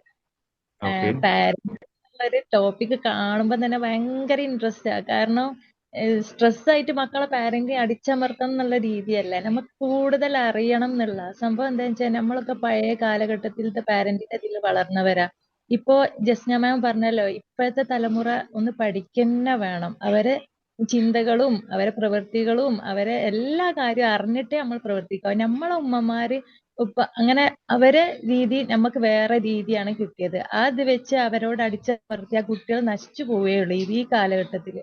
അപ്പൊ പാരന്റ് എന്നുള്ള സെക്ഷൻ കാണുമ്പോഴേക്ക് ഞാൻ വേഗം എന്ത് ഇതാണെങ്കിലും ഞാൻ കയറും. ഭയങ്കര സന്തോഷമായി ഈ ഒരു ലിങ്ക് ഇന്റെ അടുത്ത് എത്തിപ്പെട്ടത്. അങ്ങനെയല്ല, നമുക്ക് ഓരോ ഇതാണല്ലോ സാഹചര്യം ഇങ്ങനെ എത്തിപ്പെടുക അറിയുന്നത്. അപ്പോ ഈ ഒരു സന്തോഷം ഉണ്ട് കേട്ടോ. Okay, thank you. ക്ലാസ് ഉപകാരത്തിൽപ്പെട്ടു എന്ന് വിചാരിക്കുന്നു അല്ലേ സർ? കുറെ ആളുകള് കമന്റിൽ അറിയിക്കുന്നുണ്ട്. സൂപ്പർ ആൻഡ് മാഷാഅല്ലാ, the class was good, nice class, മാഷാഅല്ലാ, അടിപൊളിയായിരുന്നു, കുറെ കാര്യങ്ങൾ മനസ്സിലാക്കാൻ സാധിച്ചു. പാരന്റ്സ് ദേഷ്യപ്പെട്ട എടുത്ത് പോയി പോവും അവരെടുത്തേക്ക്. പക്ഷെ നമ്മൾ എന്ത് ചെയ്യുക, ഒരു കൂളായിട്ട് അപ്പൊ ഒന്ന് മാറിക്കൊടുക്കുക. അപ്പൊ അവരെന്നെ നോർമൽ കൂളായി ഒരു ഹാപ്പി മൊമെന്റ് വരുന്ന സമയത്ത് നമ്മൾ ആ തെറ്റ്, ഇനി മോന് തെറ്റായിരുന്നു കേട്ടോ ചെയ്തത്, മോനെ അറിയാണ്ട ചെയ്ത് പോയാണോ എന്ന് നമുക്ക് അറിയൂ. വീണ്ടും അതായത് നമ്മളെ പാരന്റ്സിന് പൊതുവെ ഉണ്ടാവാറുള്ള ചെറിയൊരു കാര്യമുണ്ട്. മക്കളുടെ ഭാഗത്ത് എന്തെങ്കിലും തെറ്റ് സംഭവിച്ചാലും ഷൗട്ട് ചെയ്യും. അവരെന്തെങ്കിലും ഒരു കാര്യം ശരിയായി ചെയ്യണം എന്നുണ്ടെങ്കിൽ നമ്മൾ ഷൗട്ട് ചെയ്യും, അല്ലേ? ആ ആ ഷൗട്ടിങ് എനിക്ക് കുറച്ചൊന്ന് ആ ഒരു കുറച്ചാൽ മതി. സമയത്ത് എനിക്ക് അങ്ങനെ അനുഭവത്തിൽ വന്നത് പറഞ്ഞതാണ്. അങ്ങനെയല്ല ഓരോരുത്തർ. പിന്നെ അതേപോലെ മിക്ക പാരന്റ്സ്, ഞാൻ ഉൾപ്പെടെ ഉള്ളത് പറയാണ്, പിന്നെ കുട്ടികളെ നെഗറ്റീവ് കാണുമ്പേ നമ്മൾ വായ തുറക്കും. അത് ചെയ്യല്ലേ, എന്നോടല്ലേ, അത് നർഷിടല്ല പറഞ്ഞ, ഇത് ചെയ്യല്ലേ ആക്കല്ലേ. അതിന് ഓപ്പോസിറ്റ് ഞാനൊരു ഐഡിയ എടുത്തു നോക്കി. ഓന്റെ നന്മ എന്തുണ്ടോ, ഓൻ നല്ലത് എന്ത് ചെയ്തോ. ഇപ്പൊ മുറ്റത്തിറങ്ങുമ്പോ വലിയ നന്മയൊന്നും ചെയ്യണമെന്നില്ല, മുറ്റത്തേക്ക് ഇറങ്ങുമ്പോ ചെരുപ്പിട്ടപ്പോ മോനെ ചെരുപ്പിട്ടല്ലോ നീ, അങ്ങനെ. പിന്നെ ഒരു പച്ചമുളക്, ഇപ്പൊ ഫ്രിഡ്ജിൽ പോയി പച്ചമുളക് എടുക്കുന്ന പറയുമ്പോ ഇനി പച്ചമുളക് എടുത്ത് തന്നാൽ ഒരു മോട്ടിവേഷൻ കൊടുക്കുക. അല്ലെങ്കിൽ ഒരു ദിവസം യൂണിഫോം കഴിച്ചിട്ടപ്പോ വാഷിംഗ് മെഷീന്റെ അടുത്ത് കൊട്ടയിൽ കൊണ്ടുപോയിട്ടപ്പോ ഞാൻ പറഞ്ഞു, അടിപൊളി, ഇതൊക്കെ ചെയ്തോ നീ. അങ്ങനത്തെ ആ രീതി ചെറിയ ചെറിയ ഓന്റെ നന്മ മാത്രം എടുത്ത് നിങ്ങൾ പറഞ്ഞു നോക്കി. എല്ലാ പാരന്റ്സിനോടും എന്റെ ഒരു ഇത് പറയാട്ടോ. ഞാന് ഓരോന്ന് കേൾക്കുമ്പോ ഓരോന്ന് എടുക്കുമ്പോ നമ്മ മക്കളിൽ നിന്ന് പഠിക്കുന്നത് ഉണ്ടാവുമല്ലോ. അപ്പൊ അവരെന്താ ചെയ്യാൻ അറിയോ, നല്ലത് ചെയ്യട്ടെ, അവൾക്ക് പാരന്റ്സിന്റെ അറ്റൻഷൻ കൂടുതൽ കിട്ടണം എന്നുള്ള ഒരു മൈൻഡ് ഉണ്ടാവും എപ്പോഴും. അപ്പൊ അവൾ എന്താ ചെയ്യാ, നല്ല ചെയ്യുമ്പോ എന്റെ ഉമ്മ എന്നെ ശ്രദ്ധിക്കുന്നുണ്ട്, നല്ല ചെയ്യട്ടെ, നല്ല അതിലേക്ക് എന്റെ മോന് മാറ്റം വന്നിട്ട് മോന് നല്ലത് തന്നെ ചെയ്യാൻ നോക്കുക. നെഗറ്റീവ് പോയി, പാടേ പോയി. നല്ലോണം നെഗറ്റീവ് ചെയ്യുന്ന ആളായിരുന്നു. ഇപ്പൊ ഓന് പോസിറ്റീവ് ചെയ്യണം എന്നുള്ള ചിന്ത. ഞാൻ അതെങ്ങനെ അത് അയിമ പിടിച്ചതാ. ഇനിയിപ്പോ അവന് കേൾക്ക പറഞ്ഞാല് ഞാൻ വേറെ റൂമിൽ പോയിട്ടാ പറയുന്നത്. കേൾക്ക പറഞ്ഞാ പറയൂ, മമ്മന്റെ ഐഡിയ ആയില്ലേ ഇത്, അതുകൊണ്ടാണ് ഞാൻ ഇവിടെ വന്ന് വേറെ നിന്ന് സംസാരിച്ചതാണ്. പിന്നെ അത് എനിക്ക് വലിയൊരു ഇതാണ്. പിന്നെ ഇതേപോലെ നമ്മൾ സോറി പറയാൻ ഒരിക്കലും മടിക്കണ്ട ട്ടോ. കുട്ടികളുടെ ഇടയിൽ ഒരു തെറ്റ് പറ്റിയാൽ ഓൾക്കറിയാം നമ്മളെ ഉമ്മാന്റെ അടുത്താണ് തെറ്റ്, എന്നിട്ട് ഉമ്മ വാശിയിൽ നിൽക്കുന്നുണ്ടല്ലോ ഉള്ള ചിന്ത അവർക്കും ഉണ്ടാവും. നേരെ മറിച്ച് നമ്മള് മോനെ മമ്മനോട് ഇങ്ങനെ പറ്റിപ്പോയി പറയാണ്ട് ആ ദേഷ്യത്ത് ചെയ്തതാട്ടോ മോനെ, അതൊന്നും കാര്യം ക്ഷമിക്കണം കേട്ടോ മമ്മനോട്, ഞാൻ സോറി പറയലുണ്ട് കേട്ടോ. ഇപ്പൊ അടുത്ത് തുടങ്ങിയതാണ്. അതുവരെ ഞാൻ പറ്റ മോശം പാരന്റ് ആയിരുന്നു. ഞാൻ ഇങ്ങനത്തെ ഓരോ ക്ലാസ് വന്നതുകൊണ്ടാണ് ഞാൻ നന്നായത്. ഉള്ളത് പറയാലോ, ഞാൻ അതുവരെ അങ്ങനെയും ചെയ്തത്. അപ്പോ അവന് ബോധ്യപ്പെടും. അപ്പൊ അവന് ചിന്തിക്കും, എന്റെ അടുത്ത് തെറ്റ് വന്നാലും ഞാൻ എന്റെ ഉമ്മാനോട് സോറി പറയാനുള്ള ചിന്ത വരും. മറ്റേ നമ്മൾ ഇങ്ങനെ വാശിയിൽ നിന്നാൽ കുട്ടികൾ അതാണ് പഠിക്കുക. ഞാൻ പഠിച്ചിടത്തോളം പറയട്ടെ, ഞാൻ എന്റെ മോന്റെ അടുത്ത് നിന്നിടത്തോളം എനിക്ക് അനുഭവത്തിൽ വന്നതാണ്. അപ്പൊ നമ്മൾ എന്തിനും മടിക്കണ്ട. നമ്മൾ വലിയ ആരോ എന്തോ ആണെന്ന് വിചാരിക്കണ്ട. നമ്മൾ സോറി പറയാ കുട്ടികളോട്, ഈ മോനെ ഞാൻ ഇങ്ങനെ ചെയ്തു പോയിട്ട്. അപ്പൊ ഒരു ആദ്യമുള്ളേക്കാൾ ഹാപ്പി ആയി നമ്മളോട് സ്നേഹം കൂടുന്നേ ഉള്ളൂ. അപ്പൊ ഓനൊരു ചിരിയാ ഞാൻ അങ്ങനെ പറയുമ്പോ. ഓനത് ബോധ്യപ്പെട്ടു എന്നുള്ള, ഓനും ഹാപ്പിയായി, ചീത്ത പറഞ്ഞതിനും സന്തോഷം. അങ്ങനെയല്ല, ടെൻഷൻ ഇല്ല, ഫേസ് തന്നെ ടോട്ടലി ചേഞ്ച് ആവും എന്റെ. അങ്ങനെയാണ്. ഏതായാലും മാഷാ അള്ളാ, എനിക്ക് ഇങ്ങനെ ഒരു ക്ലാസ് കിട്ടിയല്ലോ, അൽഹംദുലില്ലാ. ജംഷീറ സന്തോഷം. മാം, ശരിക്കും ഞങ്ങൾ നിങ്ങളോട് നന്ദി പറയണം, അൽഹംദുലില്ലാ. കാരണം നിങ്ങൾ ഈ ഇൻഷാ അള്ളാ ഇതിന്റെ ലിങ്ക് ഞാൻ ഗ്രൂപ്പിൽ അയച്ചത്, നിങ്ങൾ പറഞ്ഞു കേട്ടോ, നിങ്ങൾ തന്നെ ഒന്ന് കേട്ടുകൊണ്ടു. കേട്ടിരിക്കാൻ തന്നെ ഒരു പ്രത്യേക രസമുണ്ട്. നിങ്ങൾ പറയുന്ന കാര്യങ്ങൾ ഓരോന്നും മാഷാ അള്ളാ അടിപൊളിയായിരുന്നു കേട്ടോ. സന്തോഷം. കുറെ കാര്യങ്ങൾ കുട്ടികളോട് സോറി പറയുമ്പോഴേ, ഞാൻ എന്റെ മോനോട് സോറി പറയുന്ന ആളാണ്. അപ്പൊ സോറി പറഞ്ഞാലും അപ്പം പറയും സാരല്ല, അപ്പൊ അറിയാതെ ചെയ്തല്ലേ എന്ന് പറയും. ഓക്കെ. അപ്പോ എന്തായാലും സന്തോഷം. കേട്ടിരിക്കാൻ തന്നെ വളരെ മനോഹരമായിരുന്നു. നിങ്ങളെ പറഞ്ഞ ഓരോ കാര്യങ്ങളും കേട്ടിരിക്കുന്ന മറ്റുള്ള ആളുകൾക്കും കൂടി അത് ജീവിതത്തിൽ പകർത്താവുന്ന കാര്യങ്ങളും കൂടിയാണ്. ഓക്കെ. ഞാൻ അറിയുന്ന പാരന്റും കൂടാണ് സാർ. പറഞ്ഞത് അറിയാം ആഹാ, ഏകദേശം ഈ പാരന്റ് ആളാണ്. സന്തോഷം. എന്തായാലും നമ്മള് ജസ്റ്റ് നമ്മള് വൈൻഡപ്പ് ചെയ്താലോ? എന്തെങ്കിലും ആഡ് ചെയ്യാനുണ്ടോ? പോയിന്റ് ചെയ്യാം. ഏകദേശം ഡൗട്ട് കൂടെ തന്നെ കാര്യങ്ങളൊക്കെ ഒരുപാട് ഡിസ്കസ് ചെയ്തു. പറഞ്ഞിട്ടുണ്ട്. എന്തായാലും സന്തോഷം ജസ്ന മാം. ഇനി എല്ലാവരും അഭിപ്രായം പറഞ്ഞു, എന്റെ അഭിപ്രായം ഞാനും പറയണല്ലോ. എന്തായാലും വളരെ മനോഹരം കേട്ടോ. ഞാനിങ്ങനെ ക്ലാസിന്റെ ഇടയിൽ ഞാൻ ഇടയ്ക്കൊന്ന് പോസ്റ്റ് ചെയ്തു. അപ്പം വൈഫിനോട് പറഞ്ഞു നല്ല ഫ്ലോ ഉണ്ടായിരുന്നു, കേട്ടിരിക്കാൻ തന്നെ രസമുണ്ട്. പക്ഷെ എന്റെ ഇടയിലൊന്ന് ആ നെറ്റ്വർക്ക് ഇഷ്യൂ വന്നുകൊണ്ടുള്ള ചെറിയൊരു പ്രോബ്ലം മാത്രമേ ഉണ്ടായിരുന്നുള്ളൂ എന്ന് പറഞ്ഞു. എന്തായാലും വിചാരിച്ചതിലും മനോഹരം. ഇനിയുള്ള സെഷനുകളും എല്ലാവരും കഴിയുമെങ്കിൽ പങ്കെടുക്കുക. അടുത്ത വെള്ളിയാഴ്ച ഇതേപോലെ നമ്മുടെ സെഷനുകൾ ഉണ്ടാകും. എല്ലാ വെള്ളിയാഴ്ചയും അത് തുടർന്ന് പോകണമെന്ന് ആഗ്രഹിക്കുന്നുണ്ട്. ഇതിന് ഒരാളെടുത്തും ഒരു പൈസയും ഇതിൽ വാങ്ങിയിട്ടുമില്ല, വാങ്ങുന്നില്ല. ഈ സെഷന് എന്തായാലും വാങ്ങുകയും ചെയ്യൂല. അപ്പോൾ ഫ്രീ ആയിട്ട് നിങ്ങൾക്ക് കേൾക്കാം, അഭിപ്രായങ്ങൾ പങ്കുവെക്കാം. ഇനി ആരെങ്കിലും ഇങ്ങനെ ക്ലാസ് എടുക്കാൻ പോകുന്ന അല്ലെങ്കിൽ ട്രെയിനിങ് മേഖലയിലുള്ള ആരെങ്കിലും ആണെങ്കിൽ അവർക്ക് ക്ലാസ് എടുക്കാൻ ഒരു പ്ലാറ്റ്ഫോം ഇല്ല എന്ന് തോന്നുന്നുണ്ടെങ്കിൽ അവർക്ക് എന്നെ കോൺടാക്ട് ചെയ്യാം. അവർക്കുള്ളൊരു അവസരം കൂടി ഇൻഷാല്ലാ നൽകുന്നതായിരിക്കും. ഇങ്ങനെ ഏതായാലും ഒരു ഫ്രീ സെഷൻ ആരും പറയൂല കേട്ടോ, നമുക്ക് വേണമെന്നുണ്ടെങ്കിൽ വന്നോളി എന്നൊക്കെ. അപ്പോ താല്പര്യമുള്ളവർക്ക് അങ്ങനെ കോൺടാക്ട് ചെയ്യുകയും ചെയ്യാം. എന്തായാലും കേട്ടിരുന്നതിന് എല്ലാവർക്കും ഒരിക്കൽ കൂടി നന്ദി. പ്രത്യേകിച്ച് ഇന്ന് സെഷൻ ലീഡ് ചെയ്തിട്ടുള്ള ജസ്ന മാമിന് ഹൃദയത്തിന്റെ അടിത്തട്ടിൽ തന്നെ നന്ദി അറിയിക്കുകയാണ്. Thank you. എല്ലാവർക്കും have a nice day. Good night. Bye by.